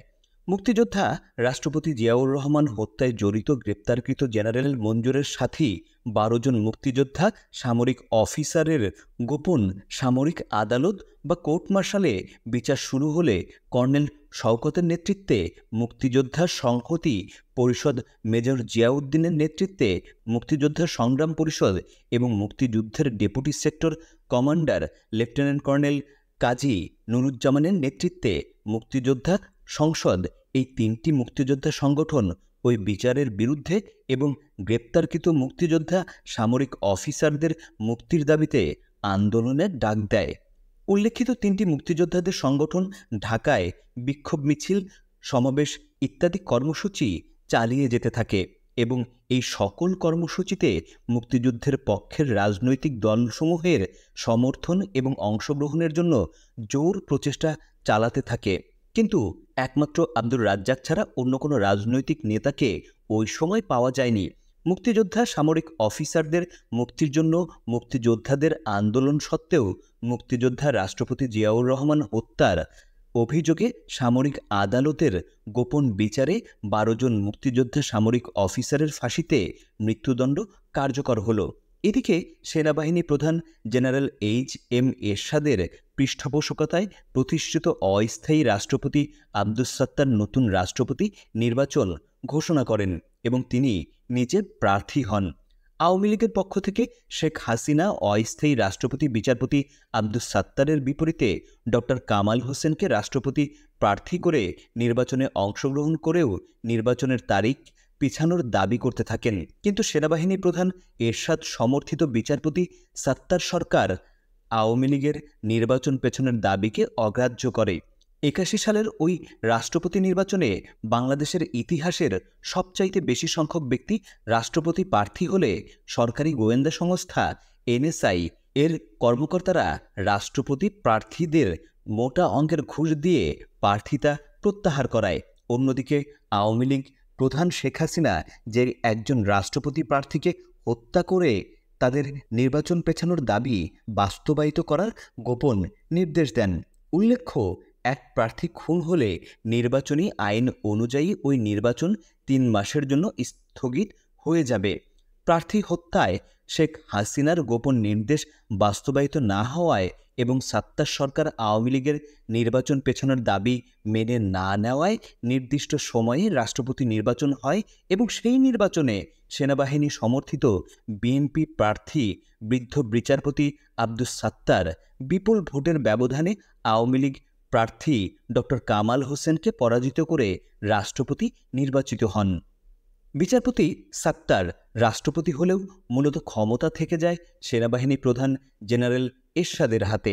জেনারেল এরশাদ যখন যেভাবে খুশি সেভাবেই রাষ্ট্রপতি সাত্তারকে পরিচালনা করতে থাকেন।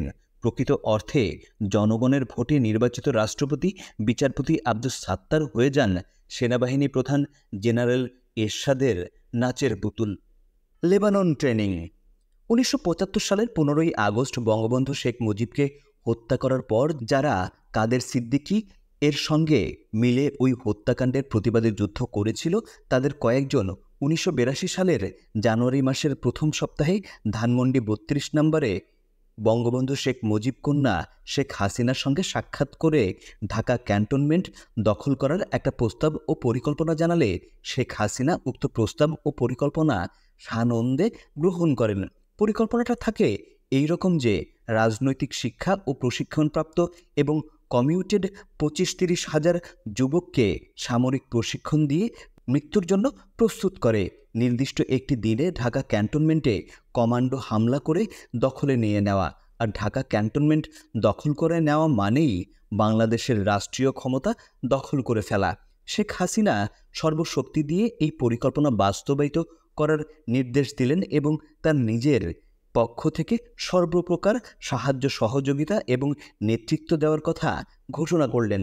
শুরু হলো ঢাকা ক্যান্টনমেন্ট দখল করার জন্য রাজনৈতিক কর্মী তৈরি করা এবং সাথে সাথে ওই কর্মীদের কোথায় সামরিক প্রশিক্ষণ দেওয়া যায় সেই স্থান খুঁজে বের করা।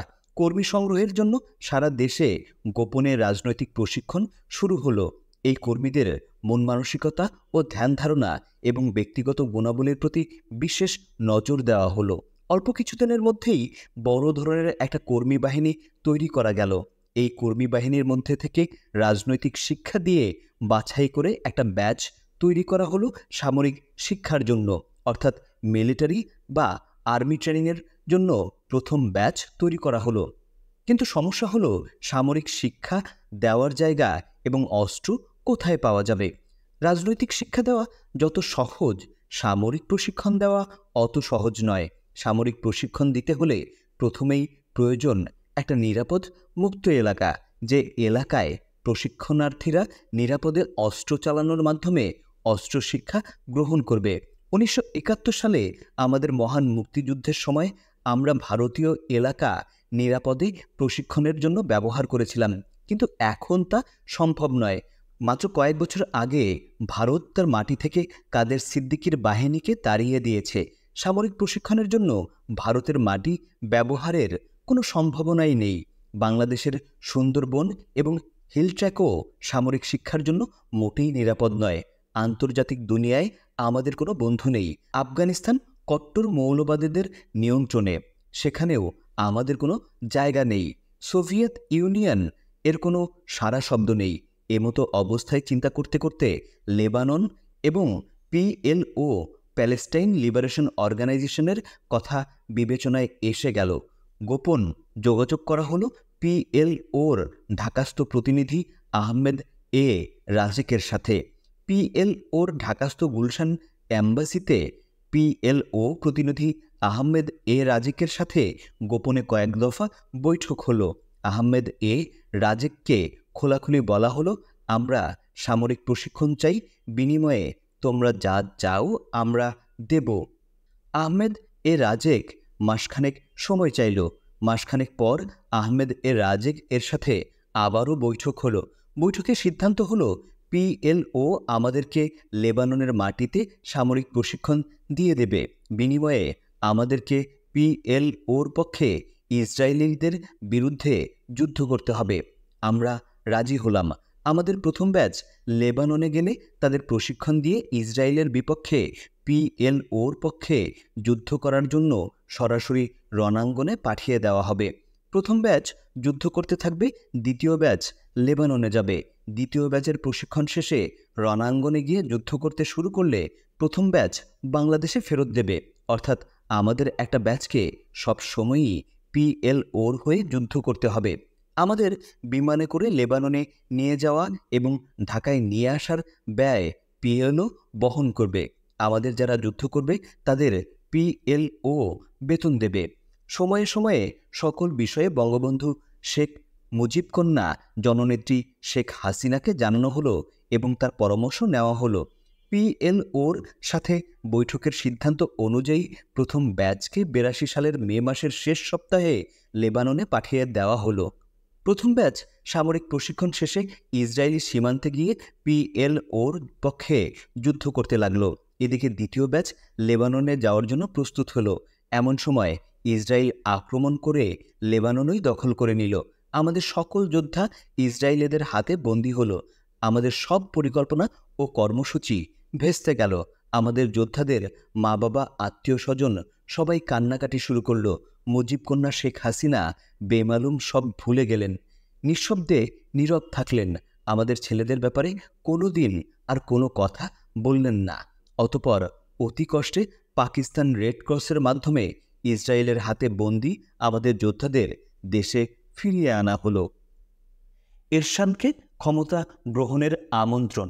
এদিকে আওয়ামী লীগ সভানেত্রী বঙ্গবন্ধু কন্যা শেখ হাসিনা সেনাবাহিনী প্রধান জেনারেল HM এরশাদকে রাষ্ট্রীয় ক্ষমতা দখলের পূর্ণাঙ্গ আমন্ত্রণ জানাতে থাকেন। জননেত্রী শেখ হাসিনা জনগণের পক্ষ থেকে জেনারেল এরশাদকে ক্ষমতা দখলের ব্যাপারে সর্বপ্রকার সাহায্য সহযোগিতার আশ্বাস দিতে থাকেন। নির্বাচিত রাষ্ট্রপতি ও সরকার উৎখাত করে সামরিক বাহিনীর রাষ্ট্রীয় ক্ষমতা দখল করার ব্যাপারে জেনারেল এরশাদ এবং বঙ্গবন্ধু কন্যা শেখ হাসিনার 4-5 দফা গোপন বৈঠক অনুষ্ঠিত হয়। অতঃপর জেনারেল এরশাদ সামরিক অভ্যুত্থানের ইতিহাসে নজিরবিহীন দৃষ্টান্ত স্থাপন করে ক্ষমতা দখলের অনেক আগেই ঢাকা সেনানিবাসে সংবাদপত্রের সম্পাদক বৈঠক ডেকে সামরিক অভ্যুত্থানের ঘোষণা দেন।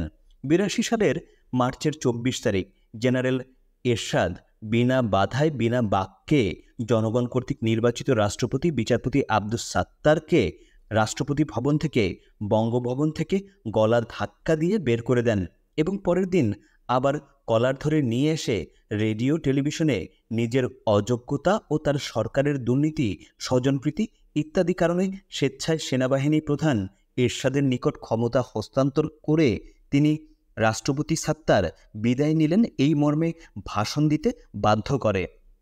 অসত্যি পর বৃদ্ধ অথর্ব রাষ্ট্রপতি বিচারপতি আব্দুস সাত্তার প্রাণ ভয়ে কাপুরুষের মতো নীরবে নিঃশব্দে প্রাণ নিয়ে বিদায় নিলেন। সেনাবাহিনী প্রধান লেফটেন্যান্ট জেনারেল হোসেন মোহাম্মদ এরশাদ দেশে সামরিক আইন জারি করলেন এবং তিনি স্বয়ং হলেন প্রধান সামরিক আইন প্রশাসক ও বিচারপতি AFM আহসানুল্লাহ চৌধুরীকে করলেন ক্ষমতাবিহীন নামমাত্র রাষ্ট্রপতি। শেখ হাসিনার গোপন আমন্ত্রণে ও সহযোগিতায় জেনারেল এরশাদ সর্বময় ক্ষমতার মালিক হয়ে জগদ্দল পাথরের ন্যায় জনগণের বুকের উপর চেপে বসল। 83 মধ্য ফেব্রুয়ারি ছাত্র হত্যা। বছর না ঘটতেই প্রধান সামরিক আইন প্রশাসক জেনারেল এরশাদ আর বঙ্গবন্ধু কন্যা জননেত্রী শেখ হাসিনার গোপন আঁতাতের মাঝে গোপন বিরোধ সৃষ্টি হলো। 1983 সালের জানুয়ারির শেষ সপ্তাহে শেখ হাসিনার স্বামী ডক্টর ওয়াজেদ আলী মিয়ার মহাখালীস্থ আণবিক শক্তি কমিশনের সরকারি বাসভবনে শেখ হাসিনা বলেন, লেফটেন্যান্ট জেনারেল এরশাদ হাতের মুঠোয় আর থাকতে চাচ্ছে না। আমাদের হাতের মুঠো থেকে খাটাসটা ক্রমশ বেরিয়ে যাচ্ছে। ওকে হাতের মুঠোয় পোক্ত করে আটকে রাখা দরকার। প্রধান সামরিক আইন প্রশাসক এরশাদকে হাতের মুঠোয় রাখার জন্য শেখ হাসিনা নামকাওয়াস্তে ভুয়া এক ছাত্র আন্দোলনের পরিকল্পনা হাজির করে বলেন, এই ছাত্র আন্দোলনের অবশ্যই ছাত্র নিহত হতে হবে, যে করেই হোক ছাত্র আন্দোলনে নামে ছাত্র হত্যা হতেই হবে।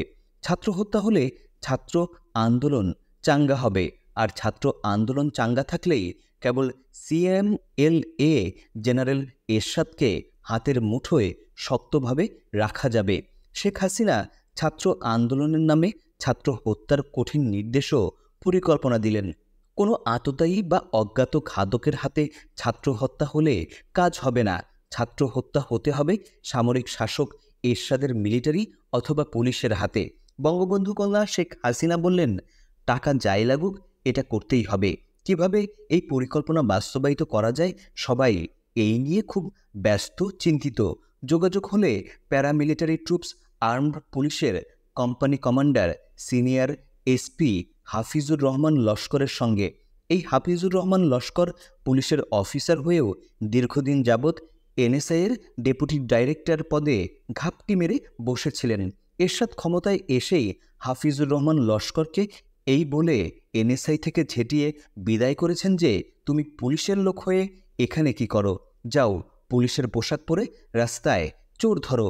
বলেই এনএসআইয়ের ডেপুটি ডাইরেক্টরের পদ থেকে হাফিজুর রহমান লস্করকে সোজা আর্ম পুলিশের তৎকালীন হেডকোয়ার্টার 14 নং কোম্পানি কমান্ডার পদে বদলি করে দেওয়া হয়। এই কারণে আর্ম পুলিশের কোম্পানি কমান্ডার পুলিশের senior SP Hafizur Rahman Laskar general Ershad ও তার সামরিক শাসনের বিরুদ্ধে খুবই চটা ও বৈরী ছিলেন। এর উপর ছিল নগদ অর্থের টোপ। এরশাদের প্রতি ভয়ানক খ্যাপা ও বিরাগভাজন এবং নগদ অর্থের টোপ দুয়ে মিলে ছাত্র আন্দোলনের নামে ছাত্র হত্যার প্রস্তাব আসা মাত্র সঙ্গে সঙ্গে হাফিজুর রহমান লস্কর প্রস্তাব গ্রহণ করলেন। এনএসআইয়ের মূলত কাজ হচ্ছে কারা সরকারের বিরুদ্ধাচরণ করে তাদের লিস্ট বা তালিকা তৈরি করে সরকারকে সরবরাহ করা এবং সরকারের পতন হলে সঙ্গে সঙ্গে পতন হয়ে যাওয়া সরকারের আমলে তৈরি করা সমস্ত নথিপত্র পুড়িয়ে ধ্বংস করে ফেলে নতুন সাদা ফাইল নিয়ে নতুন সরকারের কাছে হাজির হওয়া।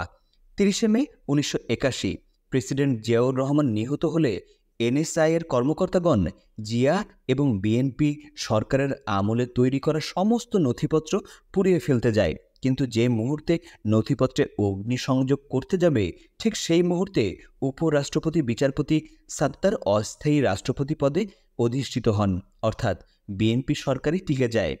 ফলে এনএসআই কর্মকর্তাগণ নথিপত্র পুড়িয়ে না ফেলে আবার তা সংগ্রহশালায় যত্ন করে তুলে রাখেন। উপরাষ্ট্রপতি সাত্তার অস্থায়ী রাষ্ট্রপতি হলেও মূলত ক্ষমতা চলে যায় সেনাবাহিনী প্রধান হোসেন মোহাম্মদ এরশাদের হাতে। সেই সুবাদে জেনারেল এরশাদ বিচারপতি সাত্তারকে অস্থায়ী রাষ্ট্রপতি পদ রেখে এনএসআই নথিপত্রগুলো খুঁটিয়ে খুঁটিয়ে দেখে। এনএসআইয়ের নথিপত্রে জিয়াউর রহমান বা বিএনপি সরকারের বিরুদ্ধচারণকারীদের তালিকায় জেনারেল এরশাদেরও নাম ছিল। ফলে জেনারেল এরশাদ ক্ষমতায় এসে প্রথমেই এনএসআই থেকে হাফিজুর রহমান লস্করকে ঝেঁটিয়ে বিদায় করে। আর সেই কারণেই এবং নগদ অর্থের বিনিময়ে হাফিজুর রহমান লস্কর গং জেনারেল এরশাদ ও তার সামরিক শাসনের পতনের যে কোনো প্রস্তাব বা প্রক্রিয়ায় সামিল হন। আর্ম পুলিশের কোম্পানি কমান্ডার হাফিজুর রহমান লস্করের সঙ্গে ছাত্র আন্দোলনের নামে ছাত্র হত্যার নীল নকশা চূড়ান্ত হয়। নীল নকশা অনুযায়ী যে কোনো প্রকারে ছাত্রদের একটি মিছিল বাংলা একাডেমির দক্ষিণে, কার্জন হলের উত্তরে, শিশু একাডেমির পশ্চিম দেয়ালের চত্বর পর্যন্ত নিয়ে আসলেই হবে। বাকি কাজ আর্মড পুলিশ সেরে ফেলবে। অর্থাৎ আমাদের দায়িত্ব ছাত্রদের একটা মিছিল দোয়েল চত্বর পর্যন্ত নিয়ে আসা, তারপর সেই মিছিলের উপর গুলি চালিয়ে ছাত্র হত্যার দায়িত্ব আর্মড পুলিশের কোম্পানি কমান্ডার হাফিজুর রহমান লস্করের। এই নীলনকশা অনুযায়ী মিছিল নিয়ে আসার প্রাথমিক দায়িত্ব পড়ে জগন্নাথ হল ছাত্র সংসদের জিএস কাদেরিয়া বাহিনীর সদস্য নিরঞ্জন সরকার বাচ্চু, সাধন সরকার, যাদব, বিদ্যুৎ, শ্যামল প্রমুখের উপরে। জেনারেল এরশাদের বিরুদ্ধে একটা মিছিল করার প্রস্তাব নিয়ে ছাত্রনেতা ফজলুর রহমান, বাহালুল মজনুন চুন্নু, ডক্টর মোস্তফা মহিউদ্দিন জালাল, খম জাহাঙ্গীর, ডাকসুর ভিপি আক্তারুজ্জামান, জিএস জিয়াউদ্দিন বাবুল, ফারুক, আনোয়ার, মিলন, জালাল প্রমুখ ছাত্রনেতাদের সাথে আলোচনা করা হলে সকলেই মিছিলের পক্ষে মত দেন। ফেব্রুয়ারি মাসের দ্বিতীয় সপ্তাহের প্রথমেই মিছিলের তারিখ নির্ধারণ করা হলো এবং মিছিল শিক্ষা ভবন পর্যন্ত যাওয়ার সিদ্ধান্ত হলো। সিদ্ধান্ত মোতাবেক কলা ভবন থেকে ছাত্র মিছিল শুরু হলো। এদিকে শিশু একাডেমির কাছে আর্ম পুলিশ নিয়ে মিছিলে গুলি করে ছাত্র হত্যার জন্য পূর্ণ প্রস্তুতি নিয়ে হাফিজুর রহমান লস্কর চাতক পাখির ন্যায় অপেক্ষা করতে থাকলো। কিন্তু কিছুতেই মিছিলকে কলা ভবনের আশেপাশের বাইরে নেওয়া গেল না। অধিকাংশ ছাত্রনেতা মিছিল নিয়ে এগিয়ে যেতে মুখে অস্বীকার না করলেও কার্যত মিছিল নিয়ে কেউই কলা ভবনের বাইরে গেল না। ফলে নীল নকশা ভেস্তে যাওয়ায় আমরা উত্তেজিত হয়ে ছাত্রদের লাঞ্ছিত করলাম এবং কোনো ছাত্রনেতাকে শারীরিকভাবে আঘাতও করলাম। আবার ছাত্র মিছিলের নতুন তারিখ নির্ধারিত হলো। আগামী 14ই ফেব্রুয়ারি 1983 পয়লা ফাল্গুন ছাত্র মিছিল হবে। মিছিল শিক্ষা ভবন অভিমুখে যাওয়ার সিদ্ধান্ত হলো। 12ই ফেব্রুয়ারি 1983 সকাল 8টায় 14 নং মিরপুর আর্মড পুলিশের হেডকোয়ার্টারের এনএসআই এর সাবেক কর্মকর্তা, পুলিশের সিনিয়র এসপি, আর্মড পুলিশের কোম্পানি কমান্ডার হাফিজুর রহমান লস্করকে আগামী 14ই ফেব্রুয়ারি ছাত্র মিছিলের চূড়ান্ত কর্মসূচি অবহিত করা হলো এবং 13ই ফেব্রুয়ারি রাত 8টায় হাফিজুর রহমান লস্কর এর মিরপুর 2 নম্বরের বাসায় আগামীকাল 14ই ফেব্রুয়ারি সকাল 10টায় যে কোনো কিছুর বিনিময়ে ছাত্র মিছিল শিশু একাডেমি পর্যন্ত নিয়ে যাওয়ার কর্মসূচি নিশ্চিত করা হলো এবং নগদ অর্থ প্রদান করা হলে তিনিও ছাত্র হত্যার জন্য প্রস্তুত বলে চূড়ান্তভাবে জানান। রাত 11টায় ঢাকা বিশ্ববিদ্যালয়ের জগন্নাথ হলের অ্যাসেম্বলি বিল্ডিংয়ের জগন্নাথ হল ছাত্র সংসদের সাধারণ সম্পাদক 75-এর কাদেরিয়া বাহিনীর সদস্য ছাত্রনেতা নিরঞ্জন সরকার বাচ্চুর রুমে সর্বশেষ গোপন বৈঠক হয়। বৈঠকে উপস্থিত ছাত্রনেতা নিরঞ্জন সরকার বাচ্চু, মোবারক হোসেন সেলিম, ডাকসুর মহিলা সম্পাদিকা নাহিদা আমিন খান, সাধন সরকার যাদব, বিদ্যুৎ প্রমুখকে আগামীকাল পহেলা ফাল্গুন মোতাবেক 14ই ফেব্রুয়ারি 1983 সকালের ছাত্র মিছিল ও ছাত্র হত্যা সম্পর্কে বিস্তারিত জানানো ও আলোচনা শেষে সিদ্ধান্ত হয় যে ছাত্রনেতা ফজলুর রহমান, বাহালুল, মজনুন চুন্নুসহ প্রগতিশীল ছাত্রনেতা ও নেতৃস্থানীয় কর্মীরা কোনো অবস্থাতেই আণবিক শক্তি কমিশনের পরে যাতে মিছিলে না থাকে সেই ব্যাপারে ব্যবস্থা নিতে হবে। আজ পহেলা ফাল্গুন, 14ই ফেব্রুয়ারি 1983। ফুল ফুটুক আর নাই ফুটুক, আজ বসন্ত। ঋতুর রাজা বসন্তের এই সমীরণে আজ সবাই উদ্বেলিত। বাঙালি রমণীরা লাল পেরে হলুদ শাড়ি পরে ভোর হতে না হতেই ঘর থেকে বেরিয়ে এসেছে বসন্তকে অবগাহন করতে। ঢাকা বিশ্ববিদ্যালয়ের রোকেয়া ও শামসুন্নাহার হলের ছাত্রীরা খুব ভোর থেকেই লাল পেরে বাসন্তী রঙের শাড়ি পরে বসন্ত উৎসবে মেতে উঠেছে। বসন্ত উৎসবের মুখর বিশ্ববিদ্যালয়ে লাল পাড় হলুদ রঙের শাড়ি পরে কোনো ছাত্রী বিশ্ববিদ্যালয়ের ক্যাম্পাস ছেড়ে মনের মানুষের সাথে বসন্ত উৎসব করতে দূর দূরান্তে চলে যাচ্ছে। ঢাকা বিশ্ববিদ্যালয় এলাকায় লাল পেরে হলুদ শাড়ির সমারোহ। আজই এ বসন্ত, সবাই বসন্তের দোলায় দুলছে।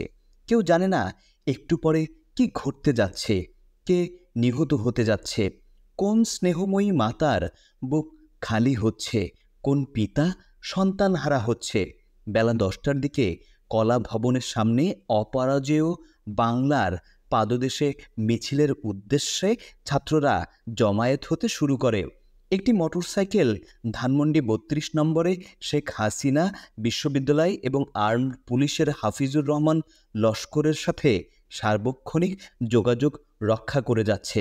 মোটরসাইকেলটি দ্রুত গতিতে 32 নম্বরে শেখ হাসিনা ও শিশু একাডেমির পূর্ব পাশে অবস্থানরত আর্মড পুলিশের কোম্পানি কমান্ডার হাফিজুর রহমান লস্করের কাছে বিশ্ববিদ্যালয়ের সর্বশেষ পরিস্থিতি জানিয়ে যাচ্ছে। বেলা 11টা নাগাদ ছাত্র মিছিল শুরু হলো। যেসব ছাত্রনেতা ও কর্মীদের আণবিক শক্তি কমিশনের পরে মিছিলে আর না থাকতে জানিয়ে দেওয়ার কথা, তাদেরকে তা জানিয়ে দেওয়া হলো। সিদ্ধান্ত ও পরিকল্পনা মতো মিছিল সহ এগিয়ে গেল কিছু ছাত্রনেতা ও কর্মীরা মিছিলের পেছন থেকে সরে পড়ল। মিছিল এগিয়ে গেল বাংলা একাডেমি ছেড়ে আরও সামনের দক্ষিণে দোয়েল চত্বরের দিকে। একেবারে দোয়েল চত্বরের কাছে এবং মিছিল যেই দোয়েল চত্বর পেছনে ফেলে পূর্ব দিকে ঘুরে দাঁড়ালো, সঙ্গে সঙ্গে আগে থেকে ওত পেতে থাকা হাফিজুর রহমান লস্করের আর্মড পুলিশের গুলি গুরুম গুরুম ঠাস ঠাস। মুহূর্তের মধ্যে লুটিয়ে পড়ল কয়েকজন ছাত্র। মোটরসাইকেলটি দ্রুত ধানমন্ডি ৩২ নম্বরে গিয়ে শেখ হাসিনাকে গুলির সংবাদ দিয়ে আবার ছুটে চলল ঢাকা মেডিকেল কলেজ হাসপাতালে। ইতিমধ্যে ছাত্ররা হাসপাতালের ইমার্জেন্সিতে গুলিবিদ্ধ ছাত্রদের নিয়ে এসেছে। গুলিবিদ্ধ ছাত্রদের মধ্যে জয়নাল ও জাফর শেষ নিঃশ্বাস ত্যাগ করে পৃথিবী ছেড়ে পরকালে চলে গেছে। জয়নাল ও জাফরের মায়ের কোল খালি হয়েছে, শূন্য হয়েছে পিতার বুক। নীল নকশা বাস্তবায়িত হওয়ার চূড়ান্ত সংবাদটি নিয়ে মোটরসাইকেলটি চলে গেল ধানমন্ডি ৩২ নম্বরে। দুজন ছাত্র হত্যার সফলতার সংবাদটি শেখ হাসিনাকে দিয়ে মোটরসাইকেলটি ফিরে এলো বিশ্ববিদ্যালয়ে। বিশ্ববিদ্যালয়ে শোকের ছায়া নেমে এসেছে, থেমে গেছে পহেলা ফাল্গুনের বসন্তের উৎসব। ছাত্ররা তাদের নিহত সাথী জাফর ও জয়নালের লাশ কলাভবনের অপরাজেয় বাংলার পাদদেশ ঐতিহাসিক বটতলায় নিয়ে এসেছে। বিকেল ৩টায় জানাজা ও শোকসভার কর্মসূচিটা ৩২ নম্বরে দিলে দুপুর ২টা নাগাদ বঙ্গবন্ধু কন্যা শেখ হাসিনা বিশ্ববিদ্যালয়ের বটতলায় আসেন এবং তার দীর্ঘ প্রতীক্ষিত নিহত ছাত্রদের লাশ দেখে রুমাল দিয়ে চক্ষু মোছার ভান করতে করতে কোনো কর্মসূচি না দিয়েই বিশ্ববিদ্যালয় এলাকা ত্যাগ করেন। শোকে ম্রিয়মাণ ছাত্রছাত্রীরা বটতলায় সমবেত হতে থাকে এবং পহেলা ফাল্গুনে বসন্তের পোশাক লাল পেরে বাসন্তী রঙের শাড়ি পরে প্রত্যুষে ক্যাম্পাসের বাইরে যাওয়া রোকেয়া ও শামসুন নাহার হলের ছাত্রীরা বিশ্ববিদ্যালয় ক্যাম্পাসে ফিরে এসে ছাত্র হত্যার ঘটনায় শোকে বিহ্বল হয়ে বটতলায় শোকসভায় সমবেত হয়। শেখ হাসিনা বিশ্ববিদ্যালয় এলাকা ত্যাগ করে যেই সামরিক আইন প্রশাসক জেনারেল হোসেন মোহাম্মদ এরশাদের সাথে যোগাযোগ করেন এবং ছাত্র হত্যার প্রতিবাদে কোনোরূপ আন্দোলন কর্মসূচি না দেওয়ার বিনিময়ে এরশাদের কাছ থেকে কতগুলো গোপন দাবি আদায় করে নেন। ছাত্র হত্যার প্রতিবাদে আন্দোলনের কর্মসূচি দেয়া হবে না এই মর্মে শেখ হাসিনার কাছ থেকে নিশ্চয়তা ও আশ্বাস পাওয়ার পর জেনারেল এরশাদ সমগ্র বিশ্ববিদ্যালয় এলাকায় চতুর্দিক থেকে নজিরবিহীন পুলিশ ও মিলিটারি হামলা চালায়। পুলিশের সাঁড়াশি হামলার মুখে ছাত্র হত্যার প্রতিবাদে বটতলায় অনুষ্ঠিত জানাজা ও শোকসভায় সমবেত ছাত্রছাত্রীরা দিক বিদিক জ্ঞানশূন্য হয়ে দৌড়াতে থাকে, কিন্তু যেদিকেই দৌড়ায় সেদিকেই পুলিশ আর আর্মির বেধড়ক মার। নিমেষের মধ্যেই বটতলায় হাজার হাজার স্যান্ডেল জুতা পরে থাকা ছাড়া কোনো মানুষের চিহ্ন থাকে না। জাফর ও জয়নালের লাশ দুটি অতি কষ্টে ছাত্ররা ধরাধরি করে সূর্যসেন হলে নিয়ে যায় এবং সূর্যসেন হলের গেটের ভেতর থেকে তালা লাগিয়ে বন্ধ করে দেয়। হলের রুমের ভেতর ছাত্র, শিক্ষক, কর্মচারী আর হলের আঙিনা সহ সারা বিশ্ববিদ্যালয়ে শুধু পুলিশ আর সেনাবাহিনী। মুহূর্তের মধ্যে পুলিশ আর আর্মি হলের কেচিগেট ভেঙে রুমের মধ্যে প্রবেশ করবে। অবস্থা বেগতিক দেখে মোটরসাইকেল আরোহী সূর্যসেন হলের দোতলা থেকে এক লাফ দিয়ে পড়ল হলের আঙিনায়। আর অমনি শকুনের দল যেমনি মরা গরু ঘিরে ধরে খায়, তেমনি পুলিশের দল মোটরসাইকেল আরোহীকে ঘিরে পেটাতে লাগলো। এর মধ্যে মোটরসাইকেল আরোহী প্রাণপণে ছুটে চলল সূর্যসেন হলের বাউন্ডারির প্রাচীরের দিকে। মোটরসাইকেল আরোহী দৌড়াচ্ছে আগে, পিছনে পিছনে শকুনের ঝাঁকের ন্যায় দৌড়াচ্ছে আর পিটাচ্ছে পুলিশ ও আর্মি। পরিকি মরি করে এক লাফে সূর্যসেন হলের প্রাচীর টপকে কাটাবন আর পলাশির রাস্তায় গিয়ে পড়ল মোটরসাইকেল আরোহী। সেখান থেকে ধানমন্ডি ৩২ নম্বরে গিয়ে শেখ হাসিনাকে না পেয়ে আণবিক শক্তি কমিশনের পরিচালক শেখ হাসিনার স্বামী ডক্টর ওয়াজেদ মিয়ার মহাখালী সরকারি বাসভবনে গিয়ে শেখ হাসিনার পাজেরো জিপ পাওয়া গেলেও শেখ হাসিনাকে পাওয়া গেল না। শেখ হাসিনার প্রিয় এবং বিশ্বাসী বাবুর্চি রমাকান্তর কাছ থেকে জানা গেল তিনি কাউকে সাথে না নিয়ে অপরিচিত একটি প্রাইভেট কারে করে অপরিচিত একমাত্র চালক আরোহীর সাথে বোরকা পরে অজ্ঞাত স্থানে গিয়েছেন। এদিকে বিশ্ববিদ্যালয়ের সবগুলো হলের গেট ও দরজা ভেঙে পুলিশ এবং মিলিটারি বিশ্ববিদ্যালয়ের শিক্ষক, কর্মচারী এবং ছাত্রদের বেধড়ক মারপিট ও গ্রেপ্তার করে সারা রাত খোলা আকাশের নিচে বসিয়ে রাখে এবং নিহত ছাত্র জাফর ও জয়নালের লাশ নিয়ে যায়। বলা বাহুল্য, ওই সময় ১৯৮৩ সালে বেগম খালেদা জিয়া এবং তার দল বিএনপির সাংগঠনিক কোনো অস্তিত্ব ছিল না। ফলে বেগম খালেদা জিয়া ছাত্র হত্যার পর বিশ্ববিদ্যালয়েও আসেননি। সামরিক স্বৈরাচার জেনারেল এরশাদ এবং তার সামরিক আইনের বিরুদ্ধে চিরসংগ্রামের ঐতিহ্যবাহী সহজ সরল প্রাণ এদেশের ছাত্র সমাজের প্রথম আন্দোলন, প্রথম বিদ্রোহ এবং আত্মদান। রাজনৈতিক নেতৃত্বের ব্যর্থতা এবং শেখ হাসিনার পাতানো আপসহীনতার কারণে সম্পূর্ণ ব্যর্থতায় পর্যাবসিত হয়। বৃথা হয়ে যায় জাফর ও জয়নালের আত্মদান। সামরিক স্বৈরাচার জেনারেল হোসেন মোহাম্মদ এরশাদ নিশ্চিন্তে নির্বিঘ্নে নির্ভাবনায় ক্ষমতায় বসে থাকে। রাজনৈতিক নেতৃত্বের অভাবে ছাত্র সমাজ দিশেহারা হয়ে নেতিয়ে যায়। এদেশের আন্দোলন সংগ্রাম এর মূল চালিকা শক্তি আওয়ামী লীগ এবং তার নেত্রী বঙ্গবন্ধু কন্যা শেখ হাসিনাকে ম্যানেজ করে দুর্দান্ত প্রতাপে চলতে থাকে এরশাদের সামরিক শাসন। সেলিম ও দেলোয়ার হত্যা। বছর ঘুরে এলো 1984 সাল। আবার ফিরে এলো ভাষা আন্দোলনের শহীদের মাস, ফেব্রুয়ারি মাস। আওয়ামী লীগের সভানেত্রী বঙ্গবন্ধু কন্যার জননেত্রী শেখ হাসিনার নতুন বছরের নির্দেশ, এরশাদের বিরুদ্ধে আবারও ছাত্র আন্দোলন করতে হবে। 3রা ফেব্রুয়ারি 1984 সাল ধানমন্ডি 32 নম্বরে বঙ্গবন্ধু ভবনে বিকেল 4টায় বসল এক রুদ্ধদ্বার বৈঠক। বৈঠকে নেত্রী যে কোনো প্রকারেই হোক ছাত্র আন্দোলন করার কঠোর নির্দেশ দিলেন। শুরু হলো আবার ছাত্র হত্যার নতুন পরিকল্পনা। একদিকে চলতে থাকলো ছাত্র হত্যাকারী পুলিশ অফিসার হাফিজুর রহমান লস্করদের ভাড়া করার কাজ, অন্যদিকে চলতে লাগলো সাধারণ ছাত্রদের খেপিয়ে তুলে ছাত্র আন্দোলন সংগঠিত করার কাজ। শেখ হাসিনার প্রত্যক্ষ নির্দেশ ও তত্ত্বাবধানে খুব দ্রুত ছাত্র হত্যাকারী পুলিশ অফিসারদের ভাড়া করার কাজ সম্পূর্ণ হলো। কিন্তু আন্দোলন করার নানাভাবে বহু রকম চেষ্টা তদবির করেও ছাত্রদের আন্দোলনে শরিক করা গেল না। গোটা ছাত্র সমাজই এরশাদের বিরোধী, কিন্তু আন্দোলনের প্রশ্নে, আন্দোলনের নেতৃত্বের প্রশ্নে ছাত্র সমাজ শেখ হাসিনা এবং আওয়ামী লীগকে বিশ্বাস করল না।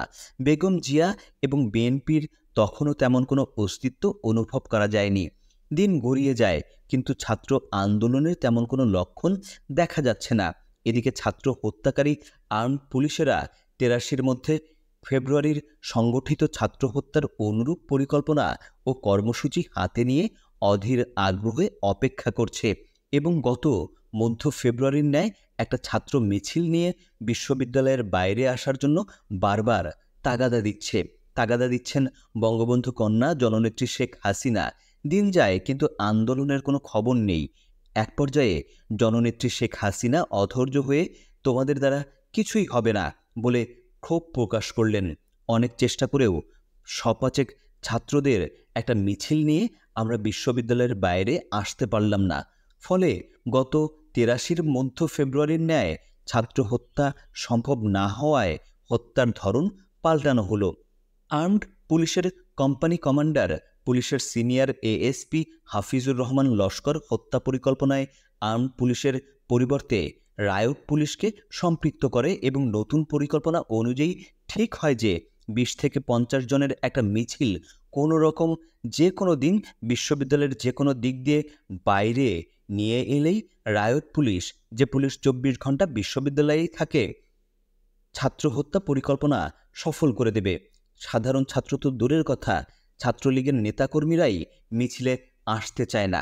এদিকে নেত্রীর কড়া নির্দেশ, ছাত্রলীগের একখণ্ড মিছিল নিয়ে হলেও বিশ্ববিদ্যালয়ের বাইরে যেতে হবে, নইলে তোমাদের দায়িত্ব থেকে বিদায় নিতে হবে। 28শে ফেব্রুয়ারি বিশ্ববিদ্যালয় ক্যাম্পাসের বাইরে যাওয়ার সিদ্ধান্ত হলো এবং যথারীতি এই সিদ্ধান্ত জননেত্রী বঙ্গবন্ধু কন্যা শেখ হাসিনাকে জানানো হলো। শেখ হাসিনার মাধ্যমে এই সংবাদ হাফিজুর রহমান লস্করের মারফত রায়ট পুলিশের ঘাতকদের জানানো হলো। 28শে ফেব্রুয়ারি 1984 হঠাৎ 30-40 জন ছাত্রের একটা মিছিল বিশ্ববিদ্যালয় এলাকা ত্যাগ করে চাংখারপুল হয়ে ফুলবাড়িয়া বাস স্ট্যান্ডের দিকে দ্রুত যেতে থাকলো। এই মিছিলের পেছনে পেছনে পূর্ব পরিকল্পনা অনুযায়ী রায়ট পুলিশের একটি লরি আসতে লাগলো। বোঝা গেল এবার সামনে থেকে ছাত্র হত্যা করা হবে না, হত্যা করতে হবে মিছিলের পেছন থেকে। যারা এই পরিকল্পনা অবহিত তারা যতটা সম্ভব মিছিলের সামনের দিকে থাকতে লাগলো। মোটামুটি মিছিলের অনেকেই জানে পেছন থেকে মিছিলে আক্রমণ করা হবে। রায়ট পুলিশের লরি থেকেই এই আক্রমণ করা হবে তবে রায়ত পুলিশের লরি থেকে গুলি করা হবে না অন্য কোনোভাবে আক্রমণ করা হবে এটা কেউ জানত না। তখন বিকেল 5টা। ক্ষুদ্র ছাত্র মিছিলটি নিমতলি পার হয়ে ফুলবাড়িয়া বাস স্ট্যান্ডে ঢোকার সঙ্গে সঙ্গেই রায়ত পুলিশ তাদের লরিটি বিদ্যুৎ গতিতে মিছিলের উপর তুলে দিল। মিছিলের পেছন দিকে থাকা সেলিম মুহূর্তের মধ্যে পুলিশের লরির চাকায় পিষ্ট হয়ে গেল। বাকি সবাই রাস্তার দুই দিকে ছিটকে পড়ে প্রাণে বাঁচলেও দেলোয়ার সোজা দৌড়াতে লাগলো। প্রাণ ভয়ে দেলোয়ার দৌড়ায়, আগে দেলোয়ারের প্রাণবধ করতে পেছনে দ্রুত ছুটছে রায়ত পুলিশের লরি। মিনিট 2-1 মধ্যেই দেলোয়ারের দেহ চাকায় পিষে রাস্তার সাথে মিশিয়ে দেয় পুলিশের লরি। দেলোয়ারের দেহ এমনভাবে রাস্তার সাথে মিশিয়ে দেওয়া হয়েছে যে এটা যে দেলোয়ারের দেহ তা বোঝা তো দূরের কথা, এটা যে একটা মানুষের দেহ তাই বোঝা যাচ্ছে না। আর পেছনে পিচ ঢালা রাস্তার সাথেই থেতলে মিশে আছে সেলিমের দেহ। ধানমন্ডি 32 নম্বরে বঙ্গবন্ধু ভবনের সংবাদের জন্য অধীর আগ্রহে উৎসুক হয়ে বসে থাকা বঙ্গবন্ধু কন্যা জননেত্রী শেখ হাসিনাকে রায়ত পুলিশের চাকায় পিষ্ট হয়ে সেলিম ও দেলোয়ারের নিহত হওয়ার সংবাদটি পৌঁছালো মোটরসাইকেল আরোহী। ছাত্রলীগের দুজন নেতার নিহত হওয়ার সংবাদটি শুনে শেখ হাসিনা পুলকিত ও আনন্দিত হয়ে বলে উঠলেন, সাবাস। তারপর গাড়ির ড্রাইভার জালালকে বললেন, জালাল গাড়ি লাগাও, আমি বাইরে যাব। মোটরসাইকেল আরোহী সঙ্গে যেতে চাইলে নেত্রী বললেন, তোমরা এক কাজ করো, আগামীকাল 32-এ সবাই আসো, আজ সবাই চলে যাও। পরদিন সকালে 32-এ গিয়ে নেত্রীকে না পেয়ে মোটরসাইকেল আরোহী সোজা মহাখালী চলে গিয়ে ড্রাইভার জালাল এবং পাজরের জিপ দেখতে পেয়ে নিশ্চিন্ত হলো নেত্রী এখানেই আছেন। কিন্তু ঘরে গিয়ে নেত্রীকে না পেয়ে বাবুর্চি রমাকান্তের কাছে জানতে পারল নেত্রী অজ্ঞাত গাড়ি আর চালকের সঙ্গে অজ্ঞাত স্থানে গিয়েছেন অনেক ভোরে। দুপুর 1টার দিকে ফিরে এসে নেত্রী খাওয়া দাওয়া করে সোজা চলে এলেন ধানমন্ডি 32 ভবনে। ছাত্রলীগের বেশ কিছু নেতা বিকাল 3টায় ধানমন্ডি 32 নম্বরে বঙ্গবন্ধু ভবনে এসে সভানেত্রী শেখ হাসিনার কাছে ছাত্রলীগের নেতা সেলিম ও দেলোয়ারকে পুলিশের লরির চাকায় পিষ্ট করে নির্মম ও নিষ্ঠুরভাবে হত্যা করার প্রতিবাদে সামরিক একনায়ক স্বৈরাচারী এরশাদের বিরুদ্ধে তীব্র আন্দোলন করার কর্মসূচি চাইলে সভানেত্রী শেখ হাসিনা এই বলে ছাত্রনেতাদের সান্ত্বনা দেন যে আমাদের মূল শত্রু জিয়াউর রহমান এবং তার দল বিএনপি। জিয়া তো শেষ। জেনারেল এরশাদ বিএনপির কাছ থেকে মাত্র কিছুদিন হলো ক্ষমতা দখল করেছে। আমাদের এখন প্রধান কাজ বিএনপিকে চিরতরে শেষ করে দেওয়া। এই মুহূর্তে আমরা জেনারেল এরশাদের বিরুদ্ধে সরাসরি যাব না। আমাদের মূল শত্রু বিএনপি, এটা মনে রাখতে হবে। ছাত্রনেতারা সেলিম ও দেলোয়ার হত্যার জন্য আবেগ আপ্লুত হলেও শেখ হাসিনা বললেন, আবেগপ্রবণ হয়ে লাভ নেই, সময় হলেই এদের পরিবারকে পুষিয়ে দেওয়া হবে। ছাত্রনেতারা কোনো রকম কর্মসূচি ছাড়াই ভগ্ন হৃদয়ে বঙ্গবন্ধু ভবন ত্যাগ করল। দেশদ্রোহী অসভ্য বাহিনী। 3রা মে 1984 এর এক পরন্ত বিকেলে ধানমন্ডি বঙ্গবন্ধু ভবনে বসে গল্প করছেন বঙ্গবন্ধু কন্যা জননেত্রী শেখ হাসিনা সহ কয়েকজন। গল্পে গল্পে 71-এর মুক্তিযুদ্ধ ও পাকিস্তানি সেনাবাহিনীর প্রসঙ্গ উঠল। 71-এর মুক্তিযুদ্ধের মধ্য দিয়ে গড়ে ওঠা বাংলাদেশ সেনাবাহিনীর কথা। জননেত্রী শেখ হাসিনা বাংলাদেশ সেনাবাহিনী সম্পর্কে বললেন, এটা একটা সেনাবাহিনী হলো? এটা একটা বর্বর, নরপিশাচ, উচ্ছৃঙ্খল, লোভী, বেয়াদব বাহিনী। এই বাহিনীর আনুগত্য নেই, শৃঙ্খলা নেই, মানবিকতা নেই, মান্যগণ্য নেই, নেই দেশপ্রেম। এটা একটা দেশদ্রোহী, অসভ্য, হায়েনার বাহিনী। তোমরা পাকিস্তান সেনাবাহিনীর কথা বলো, সারা বিশ্বে পাকিস্তান সেনাবাহিনীর মতো এত ভদ্র, নম্র, সভ্য, বিনয়ী এবং আনুগত্যশীল বাহিনী খুঁজে পাওয়া যাবে না। পাকিস্তান সেনাবাহিনীর মানবিকতা বোধের কোনো তুলনাই চলে না। কি অসম্ভব সভ্য আর নম্র তারা। 25শে মার্চ রাতে তারা এলো, এসে আব্বাকে সেলুট করলো, মাকে সেলুট করলো, আমাকেও সেলুট করলো। সেলুট করে তারা বলল, স্যার, আমরা এসেছি শুধু আপনাদের নিরাপত্তা দেওয়ার জন্য, অন্য কোনো কিছুর জন্য নয়। আপনারা যখন খুশি যেখানে খুশি যেতে পারেন, যে কেউ আপনার এখানে আসতে পারবে। আমরা শুধু আপনাদের নিরাপত্তা নিশ্চিত করব। আপনারা বাইরে গেলে আপনাদের নিরাপত্তার জন্য আমরা আপনাদের সঙ্গে যাব। কেউ আপনাদের এখানে এলে আমরা তাকে ভালোভাবে তল্লাশি করে তারপরে ঢুকতে দেব। এসবই করা হবে আমাদের নিরাপত্তার জন্য। সত্যি পাকিস্তানি সেনাবাহিনীরা যা করেছে তা সম্পূর্ণ আমাদের নিরাপত্তার জন্যই করেছে।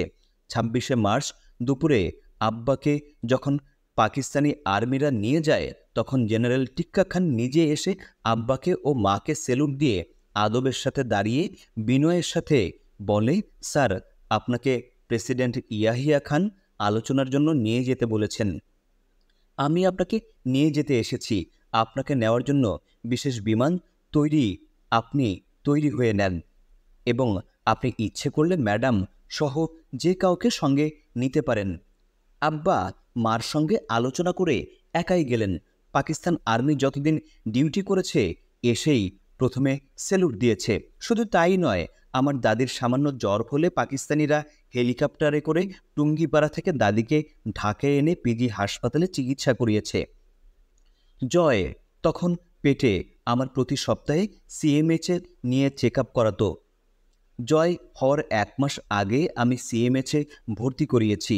71 সালে জন্ম হওয়ার পর পাকিস্তান আর্মিরা খুশিতে মিষ্টি বাটোয়ারা করেছে এবং জয় হওয়ার সমস্ত খরচ পাকিস্তানিরাই বহন করেছে। আমরা যেখানে খুশি যেতাম। পাকিস্তানিরা 2টি জিপে করে আমাদের সাথে যেত, নিরাপত্তার জন্য পাহারা দিত। আর বাংলাদেশের আর্মিরা জানোয়ারের দল, অমানুষের দল। এই অমানুষ জানোয়ারেরা আমার বাবা মা ভাই সবাইকে মেরেছে। এদের যেন ধ্বংস হয়।